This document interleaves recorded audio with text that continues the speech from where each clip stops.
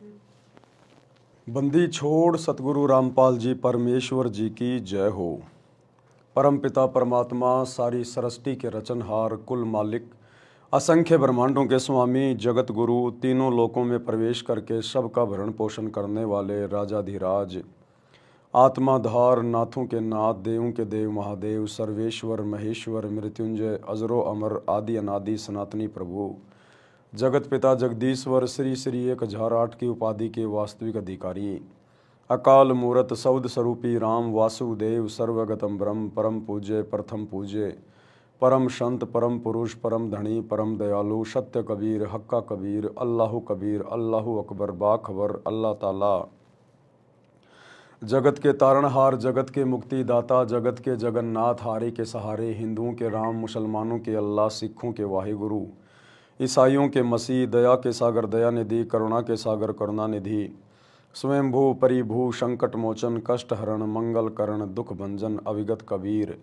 निर्विकार निर्विषम परमात्मा अलय अलेख सतगुरु आदि अनादि सतगुरु असली मर्यादा पुरुषोत्तम असली राम असली कृष्ण असली घनश्याम असली मुरारी राजाओं के राजा महाराजाओं के महाराजा शहंशाहों के शहंशाह सम्राटों के सम्राट भगवानों के भगवान अल्लाहों के अल्लाह प्रभुओं के प्रभु मसीहाओं के मसीह सच्चे वाहिगुरु बाबाओं के बाबा पीरों के पीर सेठों के सेठ जगत सेठ सावड़सा सेठ सर्वगुण संपन्न अनंत कोटि कलाओं के स्वामी अनंत कोटि ब्रह्मांडों के नायक योगियों में महायोगी ध्यानियों में महाध्यानी सिद्धों में परम सिद्ध ज्ञानियों में तत्व ज्ञानी ब्रह्म ज्ञानी महाज्ञानी परम ज्ञानी सर्वश्रेष्ठ ज्ञानी विज्ञानी युवा कबीर समरथ कबीर असमवात अमित ओजा सच्चे रहनुमा करीम अल्लाह शुभान अल्लाह दुनिया के अंतिम पैगंबर 8 सितंबर 1951 से गांव धनाना जिला सोनीपत हरियाणा भारतवर्ष की पावन भूमि पे प्रकट रियल कल की भगवान श्री नारायण साकार हरि श्री बाबा साहेब नूर अनंत परमात्मा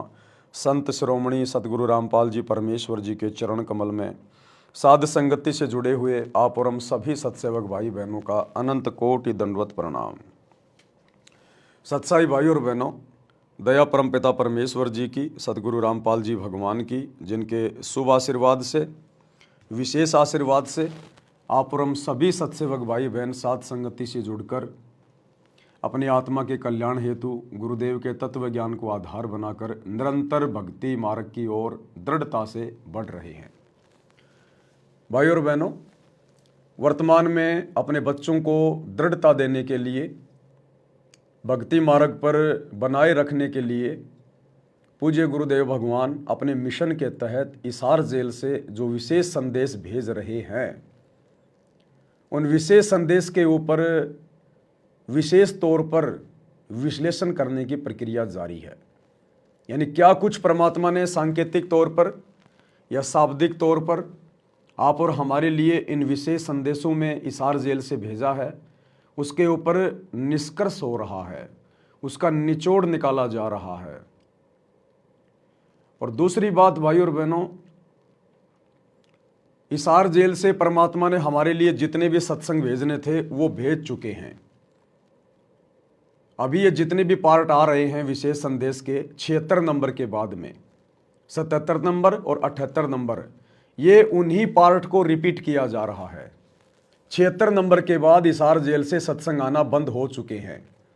जो विशेष संदेश नंबर 77 है 77 है, वो विशेष संदेश नंबर 1 है।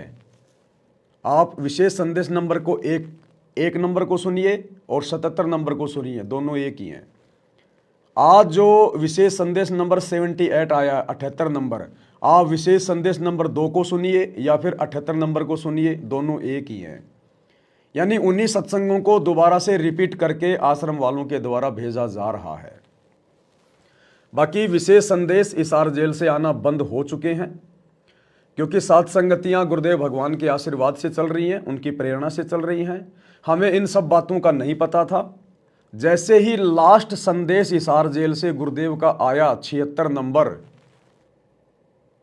हमें तो नहीं पता था आगे की और मैसेज आएंगे या नहीं आएंगे, लेकिन उसी दिन से परमात्मा ने दास को प्रेरणा करके और विशेष संदेश नंबर 1 के विश्लेषण के लिए वीडियो बनवाने शुरू कर दिए दिन के 2 बजे। क्योंकि गुरु तो अंतर्यामी है, गुरु को तो पता है इस बात का कि अब इसके आगे और कोई संदेश हिसार जेल से नहीं आना है। जितना समझाना था समझा दिया गया है। तो उसी दिन फिर दास को परमात्मा ने प्रेरणा की और उसी दिन से फिर परमात्मा ने कि भाई अब मेरे संदेश तो बाहर जाना बंद हो चुके हैं, अब और कोई सत्संग है नहीं, अब एक नंबर से उनके ऊपर विश्लेषण हो। तो दास के अंदर परमात्मा ने प्रेरणा की और उसी दिन से दास फिर एक नंबर विशेष संदेश पे लाइव आना शुरू हो गया। तो ये कोई संयोग नहीं है भाई और बहनों, कोई कॉम्बिनेशन नहीं है, परमात्मा की रजा से सात संगतियां चल रही हैं और परमात्मा की रजा से ही आप भाई बहनों तक सारे संदेश जो है ये भेजे जा रहे हैं। तो हिसार जेल से 76 नंबर विशेष संदेश के बाद नए विशेष संदेश आना बंद हो चुके हैं।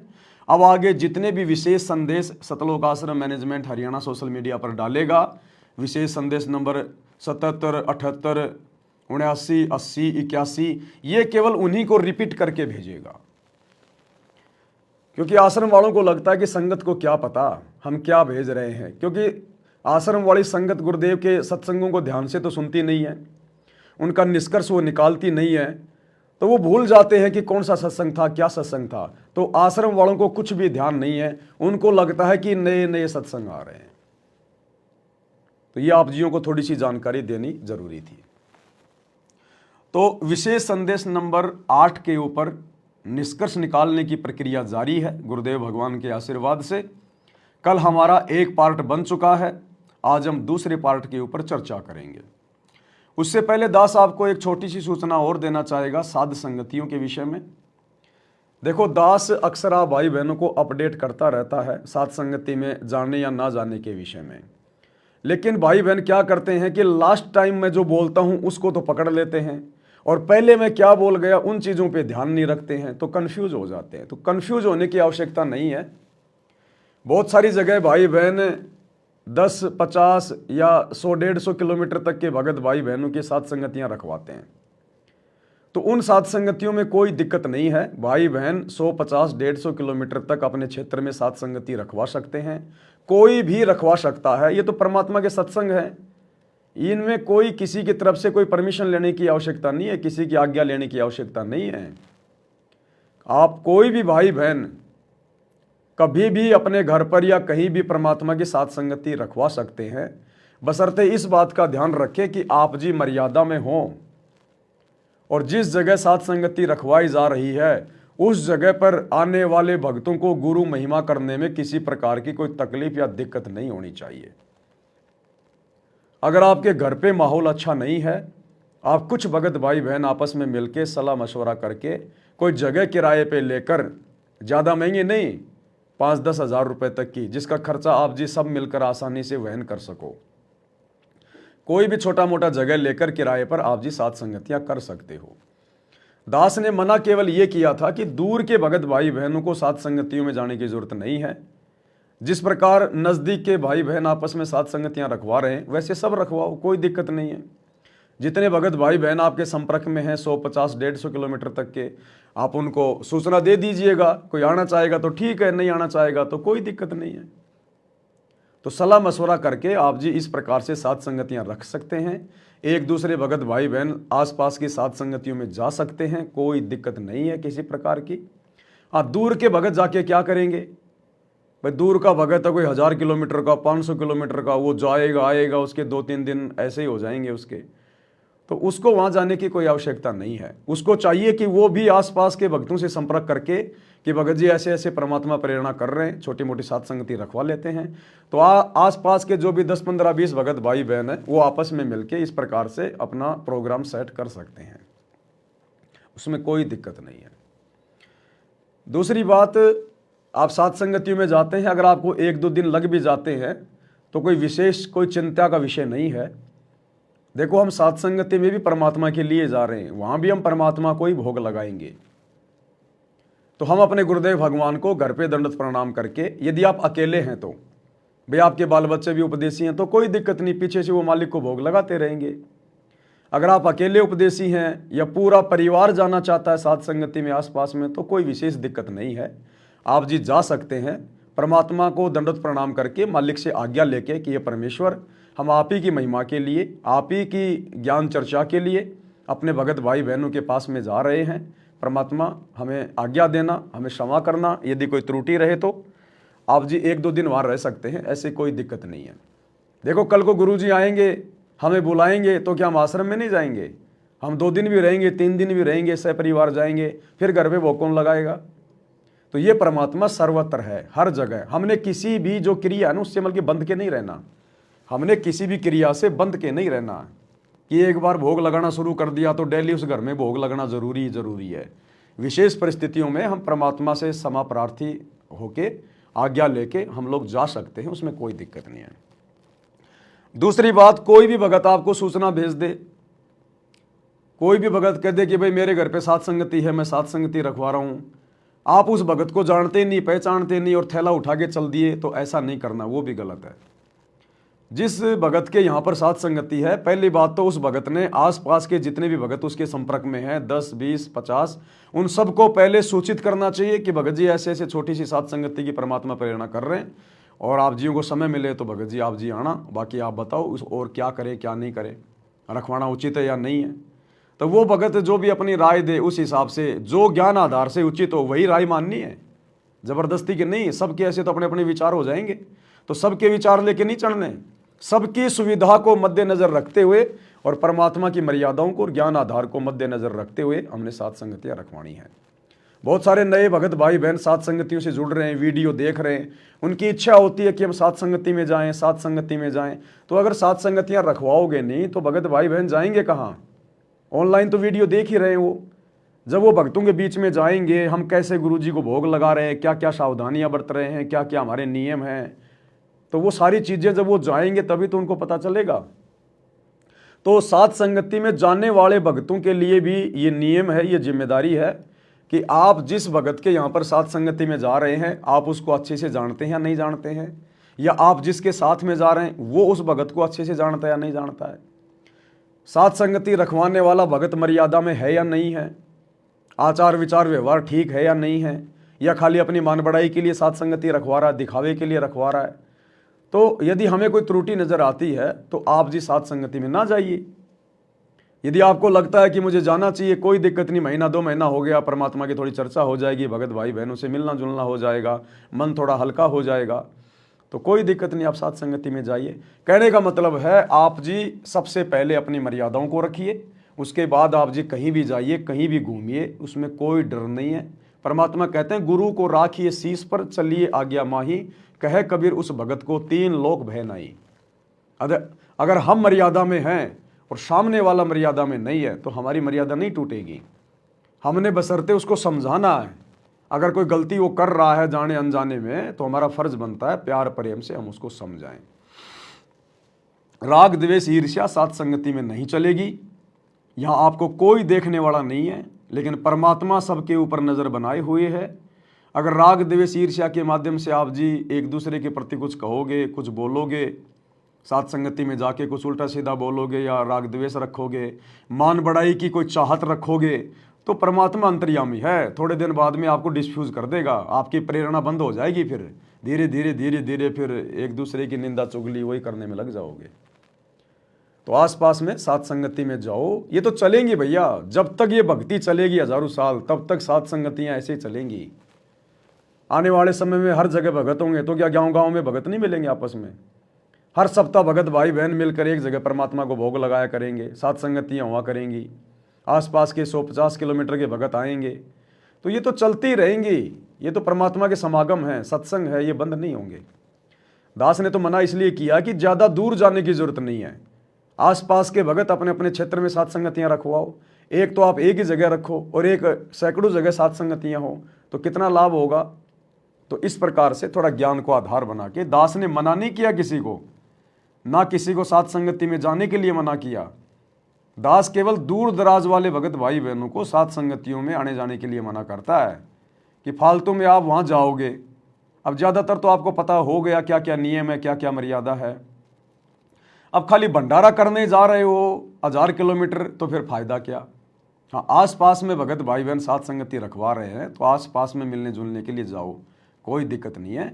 1-2 दिन अगर परमात्मा को भोग नहीं लगा पा रहे हो तो परमात्मा से आज्ञा लेके, मालिक को दंडवत करके आप चले जाओ। वहाँ भी तो परमात्मा ही है, वहाँ भी तो मालिक को ही भोग लगेगा, वहाँ भी तो आप जी भोग ही लगाओगे, कोई रागनी थोड़ी गाओगे।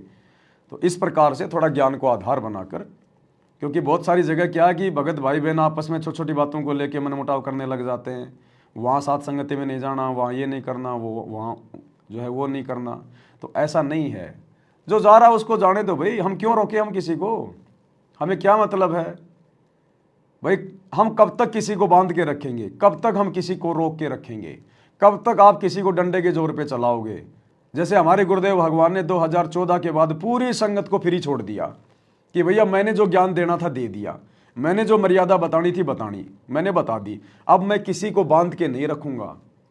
अब जिसने ज्ञान समझा होगा, जिसने मर्यादाओं को समझा होगा, वो अपना ध्यान रखेगा अपनी भक्ति का। तो जब 10 साल से हमारे को गुरुजी ने फ्री छोड़ रखा है, तो हम कैसे बांध सकते हैं हम किसी को। हर भगत स्वतंत्र है, कहीं भी जाएगा कहीं भी आएगा। हम केवल जानकारी दे सकते हैं कि भाई ज्ञान आधार से ऐसा ठीक है, ऐसा गलत है। उसके बाद कोई जा रहा है तो हमने उसको फिर दूसरी नज़र से नहीं देखना कि ये भगत तो बार बार मना करने के बाद भी जा रहा है, ये है वो है। कोई हमारी बातें मानने के लिए बाध्य नहीं है, और ना हम किसी के ठेकेदार है कि भाई हमारी बात कोई माने। नहीं, सर्वप्रथम हमारी भक्ति, हमारी मर्यादा। दूसरा, हमें जो लगता है हम लोगों को सूचना दे सकते हैं ज्ञान आधार से। बाकी वो जा तो परमात्मा के लिए रहे ना, मालिक को भोग लगाने के लिए जा रहे हैं, क्या दिक्कत है। और एक आध भगत मान लो कोई ऐसा है दूर दराज का भी है, आसपास में किसी भगत के साथ उसके संपर्क नहीं है, तो वो दूर दराज की साथ संगति में भी जा सकता है। यदि उसकी आर्थिक स्थिति सही है, उसके पास में अच्छा जो है किराया भाड़ा है, समय है, तो जा सकता है, क्या दिक्कत है उसमें।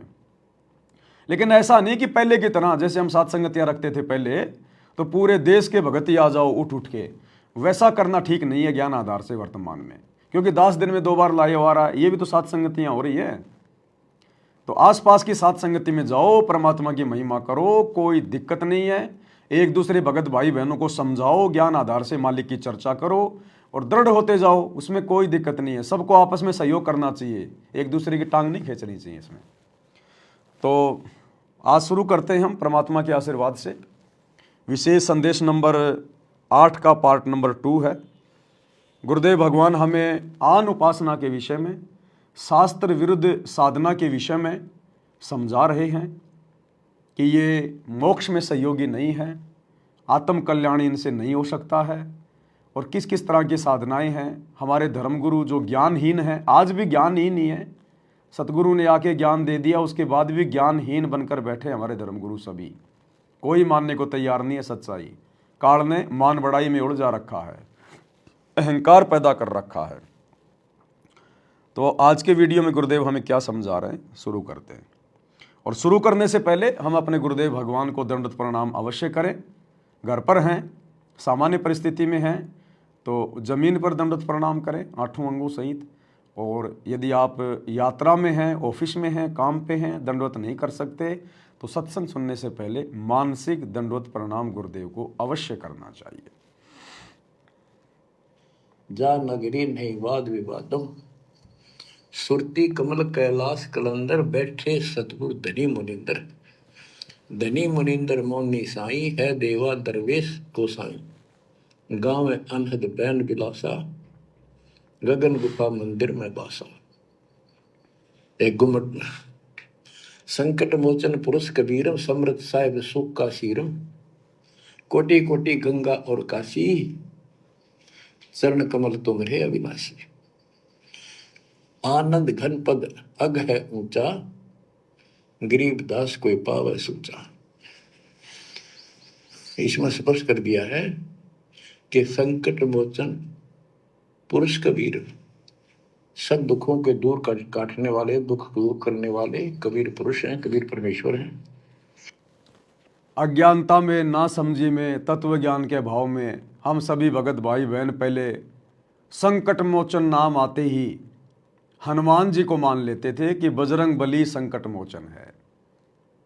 जबकि बजरंग बली तो देवताओं की श्रेणी में भी नहीं है, देवताओं की श्रेणी में भी नहीं है। हनुमान जी तो इतनी छोटी कैटेगरी है हनुमान जी की। ये तो केवल एक रुद्र अवतार थे। ऐसे तो सतयुग में हर कोई थे, त्रेता युग में ज्यादातर अवतार ऐसे धरती पे घुमा करते थे, आम प्राणियों की भांति। बाली भी वरदान लेके आया था, अब बाली को कौन पूजता है देवता के रूप में? तो ऐसे अवतार तो बहुत थे भाई। लक्ष्मण भी शेषनाग का अवतार था, कौन पूजता है लक्ष्मण को? कोई मंदिर है कोई लक्ष्मण जी का? राम के बगल में जरूर उसको खड़ा कर देते हैं। तो ऐसे अवतार तो हनुमान जी जैसे तो सतयुग त्रेता युग में बहुत थे। आम साधु संतों में इतनी पावर, इतनी शक्तियां हो जाया करती थी। तो असल में संकट मोचन कौन है? असल में संकट मोचन वो है जो हमारे जन्म और मरण जैसे दीर्घ रोग को नाश कर दे, मिटा दे। क्योंकि सबसे बड़ा संकट इस जीवात्मा पर एक ही है। अब ये जीवात्मा अपने घर वापस नहीं जा पा रही है, सबसे बड़ा संकट है ये। काल ने सारे रास्ते बंद कर दिए, बंधनों में जकड़ दिया।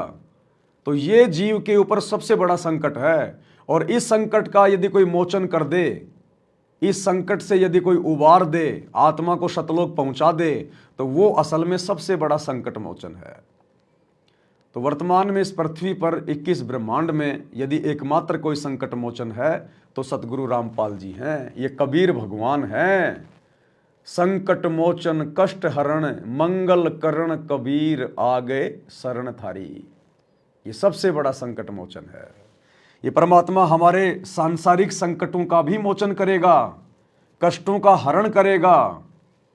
हमें यहाँ भी परमात्मा अच्छी तरीके से 2 टाइम की रोजी रोटी उपलब्ध करवाएगा, काम धंधा उपलब्ध करवाएगा। हमारे भविष्य में आने वाले संकटों का परमात्मा मर्दन करेगा। और सतलोक में तो फिर परमात्मा हमें अंत में, अगर आजीवन भक्ति पर लगे रहे, मर्यादाओं में टिके रहे, तो फिर ये परमात्मा काललोक से भी हमारा जो सबसे बड़ा संकट है जन्म और मरण का, उसको भी काटेगा और सदा सदा के लिए सतलोक में बैठाकर सुखी करेगा। और परम पदार्थ सुख का शीरम, परम पदार्थ सबसे श्रेष्ठ परमात्मा और सुख का शीरम, यही सुख का दाता है। बच्चों, हमारा मोक्ष न होने का एक कारण रहा है, काल ने सबको भ्रमित कर रखा है। जैसा सृष्टि रचना के द्वारा आपको बताया गया, काल ने कहा था सबको उल्टे रास्ते ला दूंगा, किसी को सच्चा मार्ग नहीं बताऊंगा। बच्चों, आपको अमरवाणी सुना रहा हूं, अमर ग्रंथ की, जहां से दास बोल रहा है और यहाँ से परमात्मा ने कैसा अजब गजब करके आप तक ये सत संदेश पहुंचाया है, इस पे अमल करना। अब देखो क्या करें गुरुदेव कि तुम्हें जो ये सत्संग भेजे जा रहे हैं ना हिसार जेल से, ये परमात्मा का विशेष आशीर्वाद है। यानी गुरुदेव का विशेष आशीर्वाद है हमारे ऊपर। और गुरुदेव कह रहे हैं बच्चों इसके ऊपर अमल करना, कहने सुनने तक मत रखना इन बातों को कि मैंने यहाँ से सत्संग करके भेज दिए, आपने सुबह सुबह सुन लिए और सारा दिन फिर वही क्रिया करने लग गए जो आम लोग कर रहे हैं। तो गुरुदेव कह रहे हैं ऐसे बात बनेगी नहीं, तुम अपने गुरु के दोषी हो जाओगे। ऐसे हमने अमल करना है प्रत्येक बात के ऊपर कि हमारे गुरुदेव इतना संघर्ष क्यों कर रहे हैं, किसके लिए कर रहे हैं। समर्थ होते हुए भी परमात्मा 10 साल से जेल में क्यों बैठे हैं, क्या लीला है, क्या मिशन है। परमात्मा हमें अपने से दूर कर कर हमें ज्ञान आधार से स्वयं भक्ति मार्ग पर निर्णय लेते हुए चलता हुआ देखना चाहते हैं। क्योंकि परमात्मा को पता है कि एक समय यहां से मैंने भी जाना है और यदि मैं अचानक से चला जाऊंगा तो सारी आत्माएं डगमग हो जाएंगी। तो एक छोटी सी रिहर्सल की परमात्मा ने कि मैं देखता हूं कि जब मैं सतलोक जाऊंगा तो मेरे जाने के बाद ये भगत किस प्रकार से भक्ति करेंगे, मेरे द्वारा दिए गए अनमोल ज्ञान को आधार बनाकर भक्ति करेंगे या फिर मेरे परिवार को देखकर भक्ति करेंगे या एक दूसरे भक्तों की देखा देखी भक्ति करेंगे या फिर जब तक मैं हूं तब तक तो भक्ति पे लग रहे हैं और जब मैं चला जाऊंगा तो फिर पीछे से भक्ति पे ये फिर ढिलाई बरतने लग जाएंगे, मर्यादाओं का ध्यान नहीं रखेंगे। तो परमात्मा हिसार जेल में बैठकर वो रिहर्सल कर रहे हैं कि मेरे जाने के बाद का भगत समाज क्या होगा, कैसा होगा, भक्ति माहौल कैसा होगा। और यदि कोई गलती वर्तमान में हो भी गई तो उसको मैं जाने से पहले ठीक करके चला जाऊंगा। और दूसरा, संगत में अभी तक कितने भगत बने हैं, ये छोटी सी परीक्षा भी परमात्मा हिसार जेल में बैठ के ले रहे हैं कि कितने तो काल के एजेंट घुसे हुए हैं भगत बन के, और कितने वास्तव में परमात्मा की आत्माएं हैं जो अपना आत्म कल्याण चाहती हैं। तो गुरुदेव कह रहे हैं बच्चों, इन सत्संगों के ऊपर अमल करना ये विशेष आशीर्वाद है। और ये विशेष आशीर्वाद भाई और बहनों आप और हम सत्सेवक ही समझ सकते हैं। बाकी संगत को नहीं पता कुछ भी, आश्रमों में जाने वाले भाई बहनों को नहीं पता कुछ भी, ये सत्संग कितने विशेष हैं, कितने अनमोल हैं, इस सत्संगों में क्या क्या गूढ़ रहस्य छुपे हुए हैं, भक्ति में हमें कितनी दृढ़ता मिलेगी। इन सत्संगों में बहुत ज़्यादा पावर है, शक्ति है गुरुदेव की। ये सत्संग हमारा पोषण कर रहे हैं। लेकिन आम संगत इन सब बातों से बेखबर है, क्योंकि आम संगत अपने गुरु को परमात्मा नहीं मानती, भगवान नहीं मानती। और जब तक हम गुरु को परमात्मा के रूप में देखना शुरू नहीं करेंगे, हमारे गुरुदेव के वचन हृदय में समाना भी शुरू नहीं करेंगे। तो काल के द्वारा भ्रमित इन पंथों के बारे में परमात्मा बताते हैं। गरीबदास जी उस ज्ञान को अपने शब्दों में इस प्रकार बताया है। अथ सठ दर्शन गमोड़ बैदा, सठ दर्शन सठ भेष कहाँ हुए, बहु विधि धूम धूम धार मचावे, तीर्थ व्रत करे तर बीता, वेद पुराण पढ़त है गीता। यानी साधना का तो ढूंढा ठारे हैं, यानी तैल कम सारे खेल में पता नहीं किस किस प्रकार की कठिन से कठिन साधना करते हैं, तीर्थ व्रत करते हैं और गीता पुराण वेद इनका पाठ करते हैं। और गरीबदास जी क्या बताते हैं, रग यजु है शाम अथर्व, ये चारों वेद चत भंगी रे, सुख संवेद बाचे साहिब का, सोहन सा सतसंगी रे, सोहन सा सतसंगी रे। परमात्मा कह रहे हैं ये जगत वाले, दुनिया वाले, ज्ञानहीन साधु संत महात्मा और इनके पीछे लगी हुई दुनिया, भक्ति साधना का तो इन्होंने डूंडा उठा रखा, झंडा उठा रखा पूरा। दुनिया को तो लगता भाई एक नंबर के भगत हैं, इनके जैसा भगत तो कोई है नहीं। देखो भाई और बहनों, हमने अपने संबंधित बातों को विशेष महत्व देना है। परमात्मा क्या उदाहरण दे रहे हैं, हमने क्या समझना है। हमने अपने पंथ और भक्ति से संबंधित निष्कर्ष निकालना है। अब ये दुनिया भर के साधु संत महात्मा, दुनिया भर के लोग, जैसे आज ये क्या है पता नहीं, मैं तो अब गया था सेविंग करवाने, तो शायद आज महाशिवरात्रि होगी, मुझे तो नहीं पता, गुरुजी की सौगंध मुझे नहीं पता। मैं तो अब सुबह जैसे निकला 10-11 बजे सेविंग करवाने के लिए, तब मैंने देखा लोग ये बेर बार लेके, गाजर वाजर लेकर, पता नहीं मंदिरों में भीड़ लग रही है। तो उनको देख के दास के अंदर ये विचार आया कि हो सकता आज कोई शिवरात्रि होगी, कोई महाशिवरात्रि हो सकती है। अन्यथा दास को नहीं पता बिल्कुल भी, ना दास कोई न्यूज़ देखता, ना कोई अखबार पढ़ता, ना मेरा किसी जगत वाले से, आड़ोसी पाड़ोसी से कोई संबंध है, ना हम बाहर कहीं बैठते ना उठते, तो हमें पता ही नहीं दुनियादारी में क्या हो रहा है, फालतू की बातों से हमें लेना ही क्या है। तो दास जैसे गया तब पता चला कि हो सकता है शिवरात्रि हो सकती है। अब है या नहीं है मुझे ये भी कन्फर्म नहीं है, मैं तो आइडिया लगा रहा हूँ हो सकती है, अब है या नहीं है मुझे ये भी नहीं पता। तो दुनिया तो ऐसा लग रहा है जैसे एक नंबर के भगत हैं भाई, डुंडा पाड़ रखा है, कोई कावड़ ला रहा है, कोई पैदल यात्रा कर रहा है, कोई जमीन पे रेंग रेंग के नारियल फोड़ रहा है, कोई कहाँ जा रहा है, कोई क्या कर रहा है। लेकिन उनकी साधना 2 कौड़ी की, उसका परिणाम 0/0, लाभ कुछ नहीं, उल्टे कोरे पाप। तो ठीक इसी प्रकार वर्तमान में काल का तो एक ही काम है भाई और बहनों, भ्रमित करना। जिस प्रकार उसने जगत को भ्रमित कर रखा है भक्ति और भगवान के नाम पे, अब जब आत्माएं भगवान की शरण में आ जाएंगी, सतगुरु की शरण में आ जाएंगी, तो उनको भ्रमित क्यों नहीं करेगा। तो आज ठीक इसी प्रकार से जैसे जगत वाले भाई बहनों ने भक्ति का डूंडा उठा रखा है, लेकिन उनकी मान मर्यादा कुछ भी नहीं है, शास्त्रों के विरुद्ध है, इसी प्रकार सतगुरु रामपाल जी की 90% संगत जो सतलोक आश्रमों से जुड़ी हुई है, आम लोगों को लगता है भाई एक तो एक नंबर के भगत हैं, इन्होंने तो भक्ति का डूंडा उठा रखा है। साल में 5-5, 6-6 तो बहुत बड़े बड़े भंडारे कर रहे हैं, भंडारों का दिन रात प्रचार किया जा रहा है, पोस्टर लगाए जा रहे हैं, पंपलेट बांटे जा रहे हैं, जा जाके लोगों को न्योता दिया जा रहा है जबरदस्ती, आना जी हमारे भंडारे में, आना जी धनाने धाम में, देसी घी का भंडारा, देसी घी का भंडारा। यूट्यूब चैनल को सब्सक्राइब करवाने के लिए भक्तों की रेल बना रखी है, पुस्तकों का ज्ञान प्रचार कर रहे हैं और तरह तरह से, कहीं कोई रैली है, कोई राजनेता की रैली है, कोई मंत्री की रैली है, डूंडा पाट रखा है, बसों में भर भर के ले जाते हैं भक्तों को भीड़ इकट्ठी करने के लिए। तो दुनिया को तो लगता है कि बाबा रामपाल जी की भगत तो एक नंबर की भक्ति कर रहे हैं, लेकिन बाबा रामपाल जी के 90% भगत जो सतलोक आश्रमों से जुड़े हुए हैं, दो धेले की भक्ति कर रहे हैं दुनिया वालों में, और बाबा रामपाल जी के सतलोक आश्रमों से जुड़े हुए भक्तों में कोई अंतर नहीं है, क्योंकि मर्यादा किसी की नहीं है, मर्यादा सबकी खंडित है।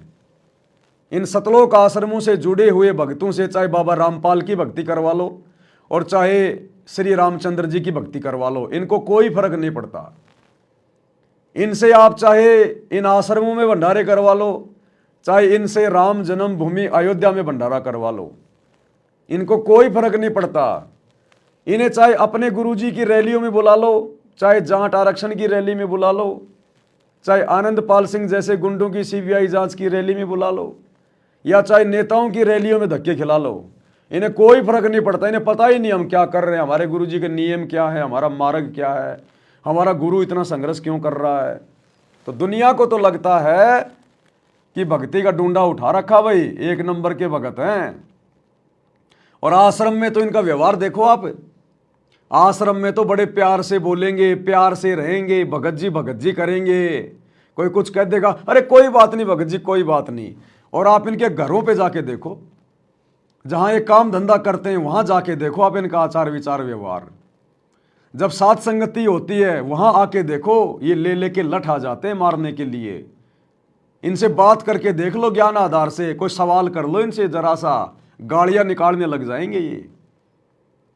तो ये दुनिया की नजरों में तो एक नंबर के भगत बने फिर रहे हैं, और वास्तविक जिंदगी में भक्ति इनके आसपास भी नहीं है। सतगुरु रामपाल जी ने भक्ति दे दी, लेकिन साथ में मर्यादा भी बताई है। मर्यादा तोड़ के तुम जितनी मर्जी भक्ति का दिखावा कर लो, एक फुट्टी कोड़ी भी हाथ नहीं लगेगी, फुट्टी कोड़ी भी। और ये कितने भगत हैं, कितनी इनके अंदर भक्ति जो है वो प्रवेश हुई है। खुद सतगुरु रामपाल जी समय समय पर इन लोगों की पोड़ पट्टी हिसार जेल से खोलते रहते हैं कि कैसा इनका आचार है, कैसा इनका विचार है, कितना इनको ज्ञान है, कैसी इनकी सोच है। अपने 90% भक्तों की सोच, उनकी रहनी करनी सतगुरु रामपाल जी ने आम जगत वालों से भी गिरी हुई बताई है। अब सोचो, ये आम जगत वाले अच्छे या फिर सतगुरु रामपाल जी के भगत अच्छे। तो समय समय पर सतगुरु रामपाल जी सतलोक आश्रमों से जुड़े हुए भगत भाई बहनों की रहनी करने को भी दर्शाते रहते हैं, क्योंकि ये दिखावे की भक्ति नहीं है।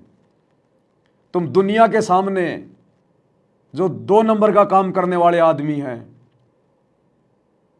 भक्ति के निकट भी नहीं है, सारा दिन उल्टे काम करते हैं, राजनीति में सड़ रहे हैं, उनको तुम पकड़ पकड़ के एमएलए को, मंत्री को, किसी ठेकेदार को, उनको तो तुम पकड़ पकड़ के हाथ जोड़ जोड़ के भंडारों में लेके आते हो। और अपने भगत भाई बहनों के साथ तुम्हारा व्यवहार कैसा है, आपका गुरु बता रहा है खुद क्या कह रहा है। थोड़ा सा सुख विचार करना होगा कि हम कौन है, कहां से आए। आपस में खेचातानी रखते हो अभी भी भगत हो गए। अच्छे इंसान तो जगत वाले भी ना करते ऐसा जैसे भगत कर रही है। अच्छे इंसान तो जगत वाले भी ना करते ऐसा जैसे भगत कर रही है। अच्छे इंसान तो जगत वाले भी ना करते ऐसा जैसे भगत कर रही है। किसी को छोटी सी सेवा दे देते, कोऑर्डिनेटर बना दिया, उन्होंने सोचा मैं खुदा बन गया। और इतना शिक्षा तो बने,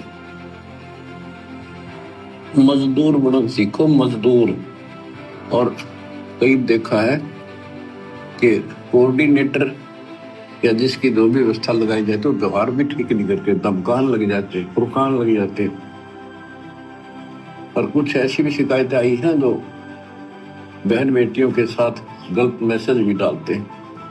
तो वो दुष्ट लोग ना तो कोऑर्डिनेटर के योग्य है, ना वो भगत के योग्य। और कुछ ऐसी भी शिकायतें आई हैं जो बहन बेटियों के साथ गलत मैसेज भी डालते हैं, तो वो दुष्ट लोग ना तो कोऑर्डिनेटर के योग्य है ना वो भगत के योग्य। और कुछ ऐसी भी शिकायतें आई हैं जो बहन बेटियों के साथ गलत मैसेज भी डालते हैं, तो वो दुष्ट लोग ना तो कोऑर्डिनेटर के योग्य है ना वो भगत के योग्य। तो ऐसा तो संगत माई कुसंगत उपजेगी, और ऐसी कुसंगत होगी फिर हम रखेंगे नहीं उसको खेत में। किसान उस कुबाड़ को पाड़ कर खेत तो बाहर फेंक देता है, तो उसको आप मिशन से निकाल दिया जाया करेगा। सुधर जाओ, एक के नहीं सुनी जाया करती, कि सामूहिक शिक्षा दी जाती है, अमल कर लो इन पे। करो बतेरे फोड़ लिए, इस ज्ञान का असर क्या हुआ? थोड़ा सा सुख होते हो फिर पक्के एजेंट काल के बन जाते, बकवाद वही करनी, भगवान से दूर हो जाना। थोड़ा सा सुख होते हो फिर पक्के एजेंट काल के बन जाते, बकवाद वही करनी, भगवान से दूर हो जाना। थोड़ा सा सुख होते हो फिर पक्के एजेंट काल के बन जाते, बकवाद वही करनी, भगवान से दूर हो जाना। तो भाई और बहनों, हाथ कंगन को आरसी क्या, पढ़े लिखे को फारसी क्या। खुद सतगुरु रामपाल जी ने वर्तमान में इसार जेल में बैठे बैठे सतलोक आश्रमों से जुड़े हुए जो कोऑर्डिनेटर हैं, उनका परिवार है, उनके व्यवहार के विषय में, उनके चरित्र के विषय में, और किस प्रकार से सब लोग मर्यादा तोड़ के काल की गोद में बैठे हैं, एजेंट बन के बैठ जाते हैं काल के, सब कुछ क्लियर कर दिया। 2 शब्द ही काफ़ी हैं सतगुरु रामपाल जी भगवान के मुख कमल से सुनने के बाद। तो इस भक्ति मार्ग में भक्ति का ढोंग नहीं चलेगा, दिखावा नहीं चलेगा। आपका जैसा आचार विचार व्यवहार संगत में है, वैसा ही आपका जगत में होना चाहिए। पतिव्रता वही होती है जो अपने घर पे रहे चाहे घर से बाहर रहे, उसके नियम मर्यादा, उसका आचार विचार व्यवहार नेक नीति एक जैसी होती है। तो इन आश्रमों में जाने वाले भक्तों की क्या स्थिति है, गुरुदेव ने अपने मुख कमल से बयान कर दी है। अब आगे ज़्यादा कुछ बताने की आवश्यकता नहीं है। करते रहो भंडारे, करते रहो ड्रामेबाजी, करते रहो, लगाते रहो पोस्टर देसी घी के। ये देसी घी खाने से सतलोक नहीं जाया जाता, ज़्यादा देसी घी खाने से दस्त भी हो जाते हैं, ये भी ध्यान रखना। तो जिस प्रकार ये दुनिया वाले जिन्होंने भक्ति में डूंडा उठा रखा है और लेना देना कुछ भी नहीं, इसी प्रकार सतगुरु रामपाल जी की 90% संगत जो आज उनकी गैर हाजिरी में सतलोक आश्रमों में जाती है, उनका परिवार है, कोऑर्डिनेटर हैं, ये कोई भी मर्यादा में नहीं है। ये चाहे कितनी भक्ति कर लो, भक्ति तो वैसे करते कहाँ हैं, खाली दिखावा ज़्यादा करते हैं। ये 0/0 है। ये चारों वेद चित्तवंगी परमित ज्ञान है। इसी विषय में यहाँ कहा है, सट दर्शन सट बेख कहाँ में, बहुविध द्वंद्व धार मचावे, तीर्थ व्रत करे तर बीता, वेद पुराण पढ़त हैं गीता। यो भी बैदा है बैदे से भेद अलैदा, यो भी बहदा, यानी ये व्यर्थ है, ये भी व्यर्थ की साधना फिजूल है। 4 संप्रदाय 52 द्वारे, जिन्हों नहीं निज नाम विचारे, माला गाल हुए हैं मुक्ता, सटदल हुआ बाई बख्ता। 4 संप्रदाय 52 द्वारे, जिन्हों नहीं निज नाम विचारे, ये सब संस्थाएं हैं। और माला घाल हुए हैं मुक्ता, गले में माला 3-4 डाल ली, कोई कंठी माला, कोई सुमन करने वाली माला, यो वो ऐसे बड़े रुद्राक्ष के मन के ढेर सारी डाल लेते हैं। कहते हैं माला घाल हुए हैं मुक्ता, सटदल हुआ बाई बख्ता। यो भी बैदा है बैदे से भेद अलैदा, यो भी बैद है। बैरागी बैराग न जाने, बिन सतगुरु नहीं चोट निशाने, 12 बाट बिटम बलोरी, सट दर्शन में भक्ति ठगोरी। यो भी बैदा है बैदे से भेद अलैदा, यो भी बेहदा। बैरागी बैराग न जाने, बिन सतगुरु नहीं चोट निशान। बैरागी घर त्याग देते हैं परमात्मा के वैराग में, चाह में, लगन में। कहते हैं जब तक सच्चा नाम, सच्ची भक्ति, पूरा सतगुरु और मूल ज्ञान नहीं होगा, कोई साधना कर ले सब वैधा है, व्यर्थ है, कति फजूल है। गरीबदास जी कहते हैं केले की कोपीन है, फूल पान फल खाही, नरक का मुख नहीं देखते, बस्ती निकट ना जाही। वो जंगल के रोज हैं, मनसों बिद के जाही, निस्तन फेरो उजाड़ में, नुमा लिख पावे भाई साहेब मदनी।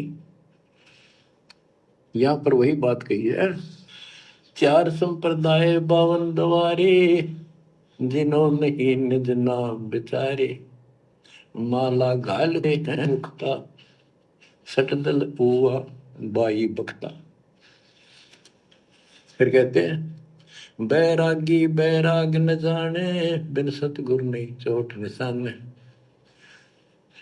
ये बैरागी बनकर घर त्याग कर घूमते हैं, उनके विषय में बता दिया, वो तो जंगल के रोज हैं, कितना धक्के खा लो, सच्चे नाम बिना, सच्चे सतगुरु बिना और इस मूल ज्ञान बिना जीव की मुक्ति नहीं हो सकती। बिन सतगुरु नहीं चोट निशाने, सतगुरु के बिना ये समस्या हल नहीं हो सकती। सही ठीक ठिकाने के मंत्र नहीं मिलेंगे, निशाने पर चोट नहीं लगेगी। 12 बाट बिटम बिलोरी, सठ दर्शन में भक्ति ठगोरी। ये सठ दर्शनी है गिरी पुरी नाथ वैष्णव सन्यासी उगड़ नंगड़ नागा। कहते इनमें भक्ति गलत है, इनको ठग रखा काल में, भ्रमित कर रखा है। सन्यासी 10 नाम कहावे, शिव शिव करे न संशय जावे, निर्वाणी निकच निसारा, भूल गए हैं ब्रह्म द्वारा। क्या स्पष्ट कर दिया कि सन्यासी 10 नाम कहावे। 10 नामी एक पंथ है और वो शिव के उपासक है। कहते शिव शिव करे न संशय जावे। इनके नाम क्या है? 10 नियम है इनके। जैसे हमारे 21 नियम है, ऐसे इनके 10 नियम है, ऐसा करना है, ऐसा नहीं करना है, शिव जी की पूजा करनी और कुछ नहीं करना। ये नाम नहीं जाप करते, कहते हम इन 10 नामों को डेली याद रखा। फिर क्या बताते हैं? सुन सन्यासी कुल कर्मनाशी, भग में प्योंदी धुंध भूले धुंधी, छल छिद्र की भक्ति ना कीजिए, आगे जवाब कहो क्या दीजिए। होय होय।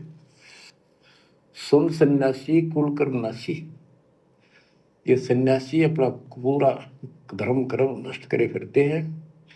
बग में प्योंदी भूले धोंदी। प्योंद क्या होती है?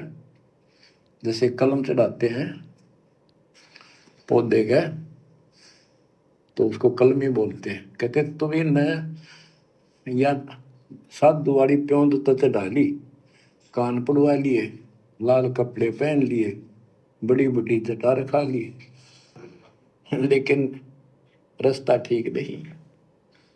ये भगवे प्योंदी भूले धोंदी, सत सिद्धर की भक्ति ना कीजिए, आगे जवाब कहो क्या दीजिए। क्या कह रहे हैं परमात्मा? सुन सन्यासी कुल कर्मनासी, छल छिद्र की भक्ति न कीजिए, कहो जवाब आगे क्या दीजिए। ये आप और हमारे ऊपर विशेष पॉइंट है। परमात्मा सत्संग कहाँ करते हैं और दृष्टिकोण कहाँ होता है। परम संत कथा क्या कहता है, समझाना क्या चाहता है। शब्द सैन सतगुरु की पहचान है, पावे अटल सुहागरे। सुन सन्यासी यानी जिसने भक्ति के लिए सन्यास ले लिया। आप और हम भी एक प्रकार से सन्यासी हैं। उन लोगों ने अपने घर बार छोड़ दिए, इसलिए उनको सन्यासी कहते हैं। हम लोगों ने सांसारिक परंपराओं से सन्यास ले लिया, समाज की जो बुराइयां हैं हमने उनसे सन्यास ले लिया। हम भी एक प्रकार से सन्यासी हैं, संत हैं, भगत हैं। कुल कर्मनासी, छल छिद्र की भक्ति न कीजिए, कहो जवाब आगे क्या दीजिए। अब सतगुरु से उपदेश भी ले लिया और सतगुरु ने हमें जो मर्यादा बताई है, जो नियम बताए हैं, उन नियमों का हम ध्यान नहीं रख रहे।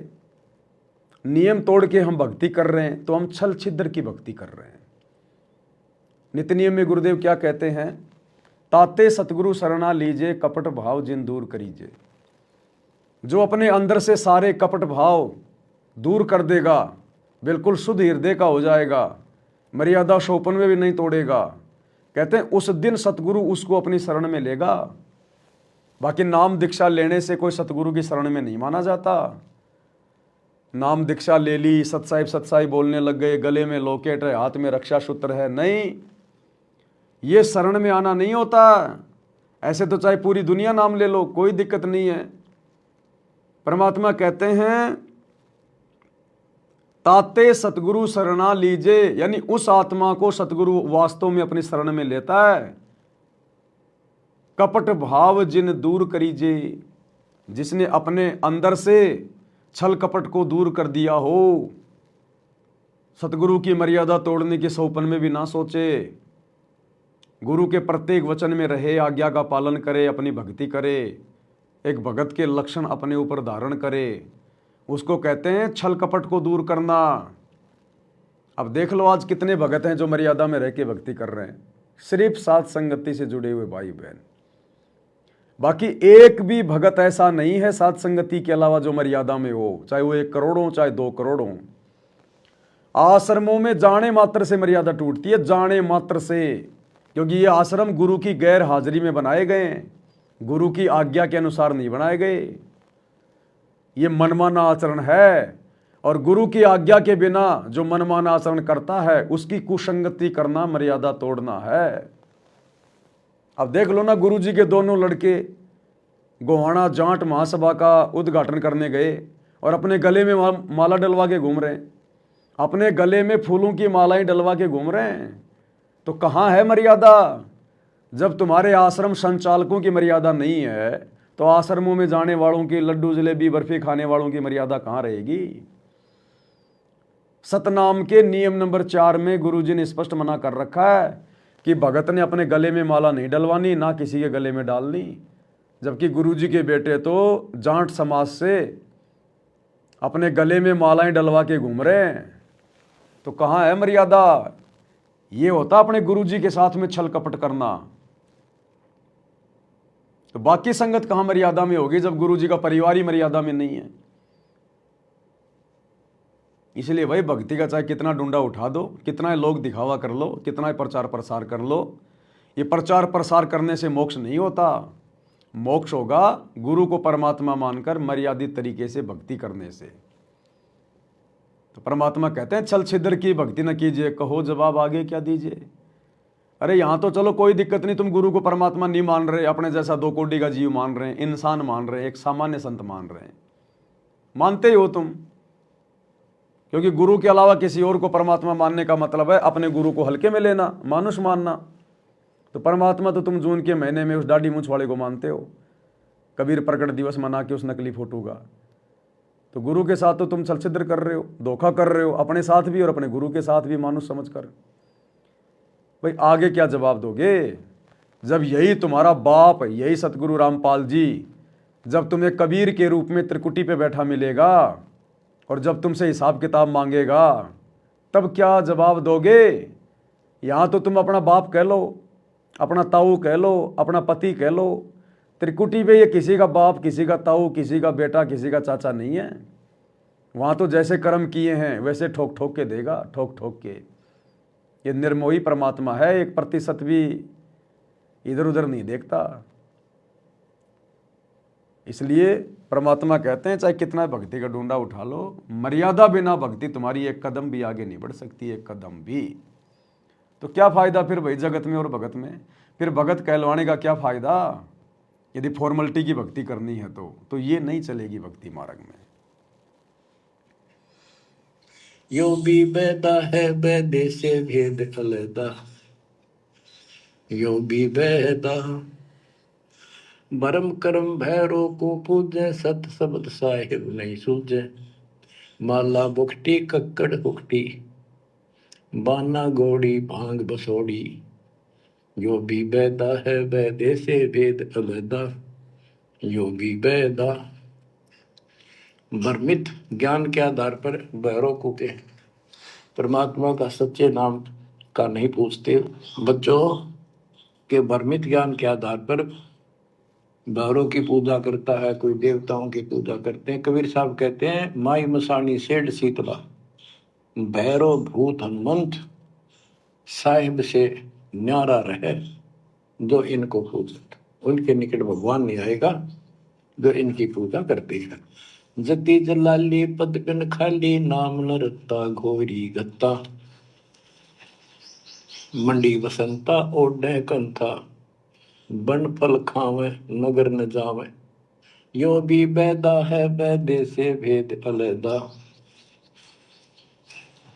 यो भी बैदा।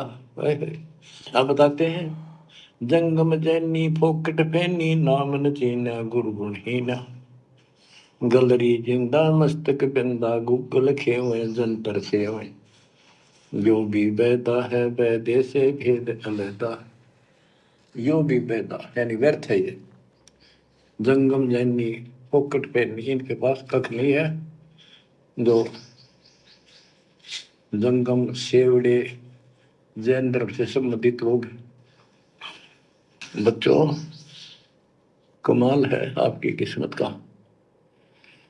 जैसे जैन धर्म के 24वें तीर्थंकर श्री महावीर जैन जी हुए हैं, उनकी हिस्ट्री आपको पढ़कर सुनाई थी उन्हीं की पुस्तक से। तो वही परमात्मा गरीबदास जी के बच्चे मालिक की वाणी बता रहे हैं, उसको ज्ञान को समझा रहे हैं कि जंगम जैनी फोकट पैनी, सब व्यर्थ की साधना कर रहे हैं। आकी तोरा बांध पटोरा, घुमा दामी कैसे स्वामी, नगन रसा तन को तरासा, पशु प्राणी स्वान समानी। ये धूम्रपान करे, सुल्फे पीवे, दारू किनका टालनी, बकरे काटे उनका मांस खावे, और नगन फिरे, नगन निराशा तन को तरासा, व्यर्थ में शरीर को तंग करते हैं, परेशान करते हैं, कष्ट उठाते हैं। पशु प्राणी स्वान समान, इनमें और कुत्ते में क्या अंतर है? वो भी नगन रहते हैं, पशु भी नगन रहते हैं। परमात्मा ने मनुष्य जीवन दिया, इसमें सद्बुद्धि दी है। बच्चों सभ्यता से कपड़े पहनो, पर मालिक से दूर ना हो। इंद्री चीरा गाली जंजीरा, घुंघरू बाजे मोड़ न लांचे, धूमी धामा करते सामा, मांड अखाड़ा रूपे बाड़ा, यो भी बैदा है बैदे से भेद अलैदा, यो भी बैदा। हाथों करुआ कांदा फरुआ, खोल बनावे सद कहावे, जटा जलंदम भूले अदम, तन बैरागी छापा दागी, यो भी बैदा है बैदे से भेद अलैदा, यो भी बैदा।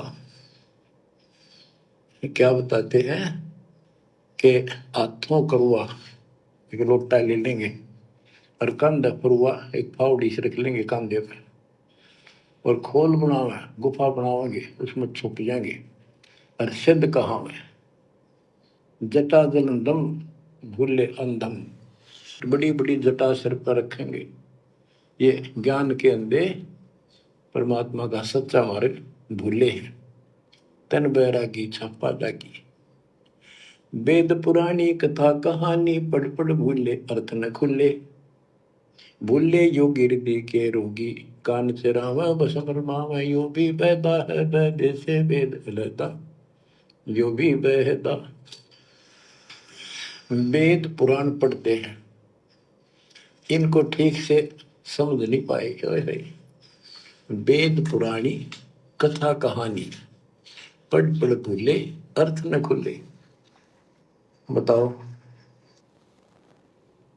क्या कह रहे हैं परमात्मा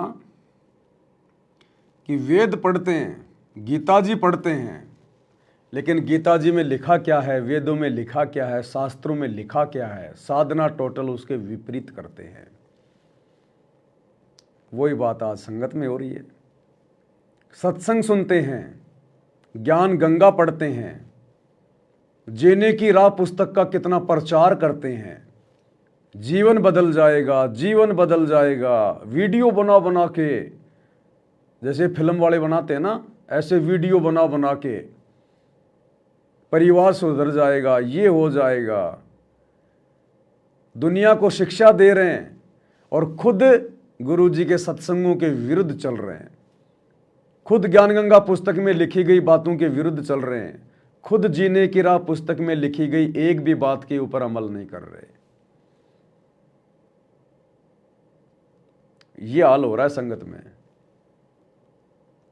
अब ज्ञान गंगा पुस्तक में, अब जैसे जगत वाले गीता और वेद पढ़ते हैं और ये पत्थर की पूजा करते हैं।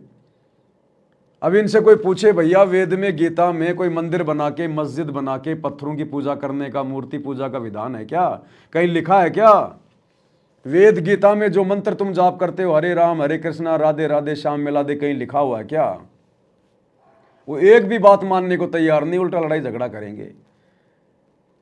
अब ठीक इसी प्रकार टोटल सतगुरु रामपाल जी के सत्संग, उनके द्वारा लिखी गई पुस्तकों के विरुद्ध साधना वर्तमान में भगत समाज कर रहा है। बताओ, ये राजनीति करना कौन सी ज्ञान गंगा पुस्तक में लिखा हुआ है? गुरु जी के कौन से सत्संगों में लिखा हुआ है?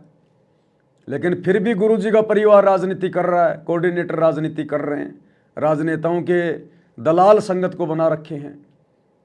2019 में कांग्रेस की गोद में बैठा दिया संगत को, गुरु जी का आदेश बता दिया। 2024 में बीजेपी की गोद में बैठा दिया, गुरु जी का आदेश बता दिया कि बीजेपी को वोट डालना है। पीले पर्चे निकाल दिए, जो बीजेपी को वोट नहीं डालेगा वो गुरुद्रोही हो जाएगा, उसका नाम खंड हो जाएगा, आश्रम में नहीं घुसने देंगे।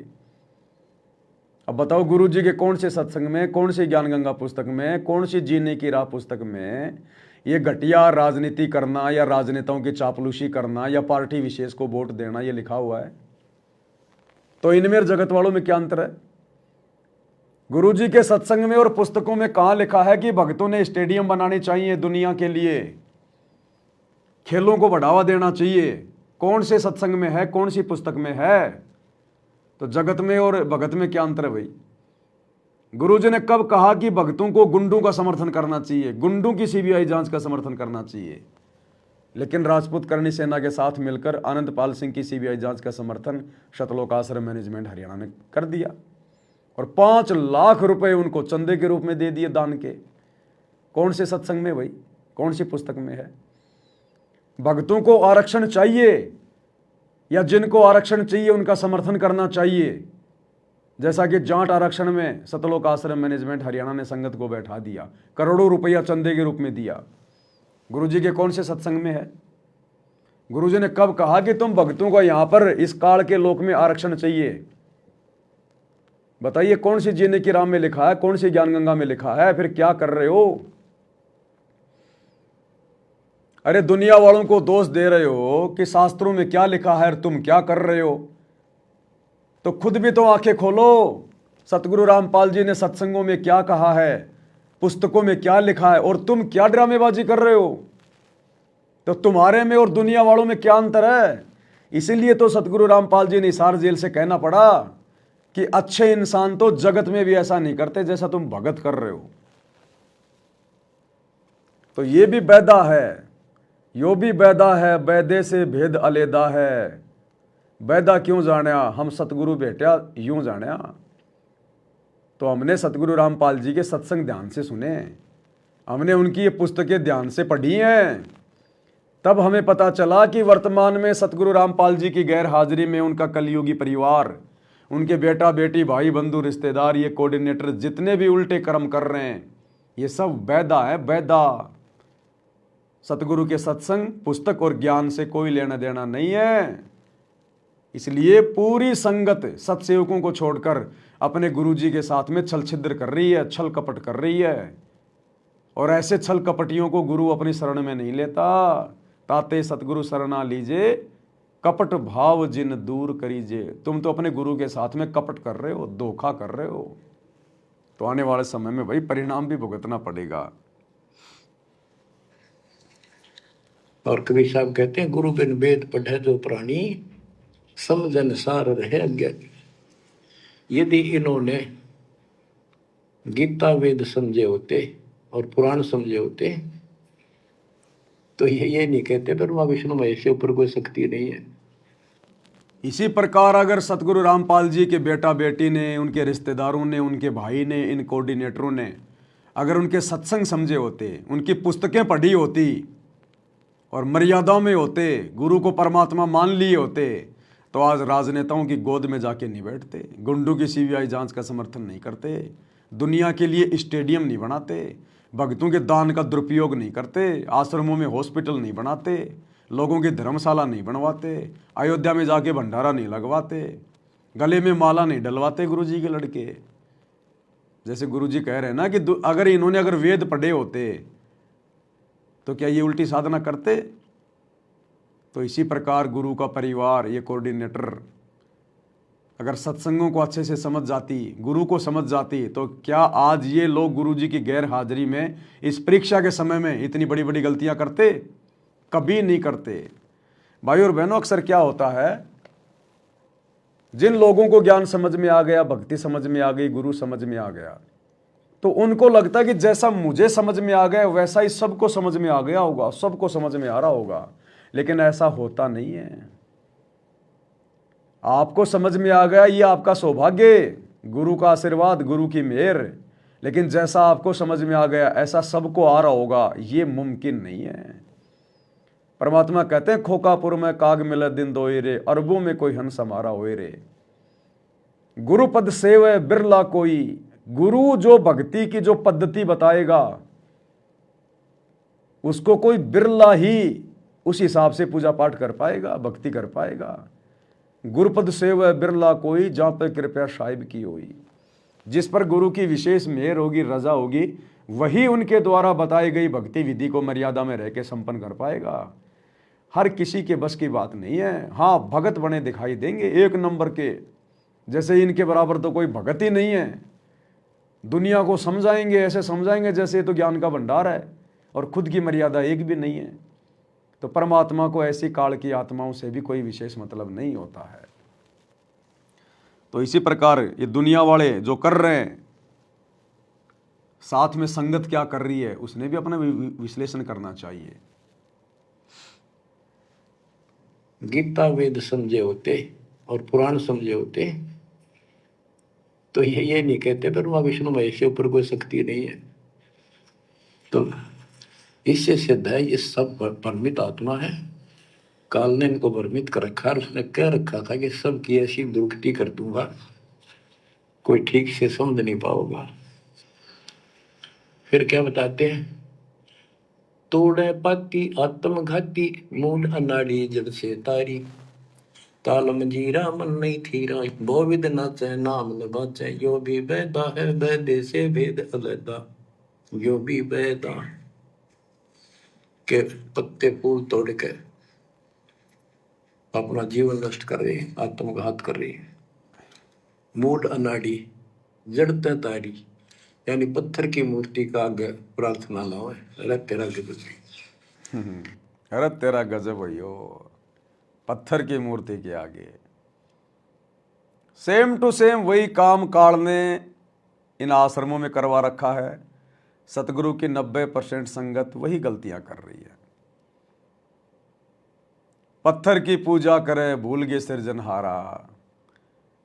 जून के महीने में वो कागज वाली, कबीर जी की समझे जाने वाली, दाढ़ी मूछ वाली नकली फोटो, मुर्दा फोटो, उस पत्थर को भगवान मान के पूज रहे हैं, कबीर मान के पूज रहे हैं। अरे थारा गजब यो, जिंदा कबीर धरती पे आया हुआ है, तुम्हारे लिए संघर्ष कर रहा है, जेल में बैठा हुआ है, दुनिया की गालियां खा रहा है, तुम्हारे को अनमोल ज्ञान दे दिया, भक्ति दे दी, नाम दे दिया। वो तुम्हारा बाप नहीं, वो तुम्हारा भगवान नहीं। और वो पत्थर, वो एक मूर्ति, कागज का टुकड़ा, बेजुबान, उसको जून के महीने में कबीर मान के तुम कबीर प्रकट दिवस मना रहे हो इन आश्रमों में।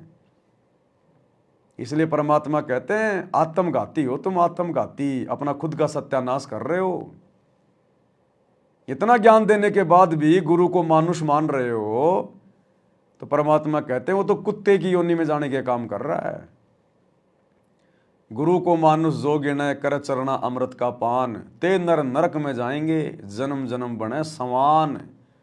वो तो कई युगों तक लगातार कुत्ता बनेगा, कई जन्मों तक, जो सतगुरु रामपाल जी को अपने जैसा मानुष समझ के भक्ति करेगा। और मानुष समझने का मतलब है अपने गुरु के रहते सहते जून के महीने में उस कागज के टुकड़े में दाढ़ी मूछ वाली फोटो में कबीर भगवान देखना। कबीर प्रकट दिवस मनाना उस दाढ़ी मूछ वाली फोटो का। तो स्थिति वही है भाई और बहनों, ज्यादा कुछ नहीं है। खाली सतगुरु रामपाल जी से उपदेश ले लिया, भगत कहलाने लग गए, तो बस हम हो गए भगत, हम हो गए पार, हो गया हमारा मोक्ष, हम दुनिया से अलग हो गए। काल बहुत जबरदस्त चीज है। जिसने ब्रह्मा विष्णु महेश को बुद्धि नहीं आने दी है, संगत को कहां से बुद्धि आने देगा? वो रिमोट उसके हाथ में है। जब तक आप गुरु को परमात्मा नहीं मानेंगे, आपकी बुद्धि का रिमोट काल के हाथ में रहेगा। ये रिमोट सतगुरु के हाथ में उस समय आएगा आपका, जब आप सतगुरु को परमात्मा मानोगे। तो सेम टू सेम वही स्थिति है। आश्रमों में भी मूर्तियों की पूजा हो रही है, पत्थरों की पूजा हो रही है, मुर्दों की पूजा हो रही है, मुर्दों की।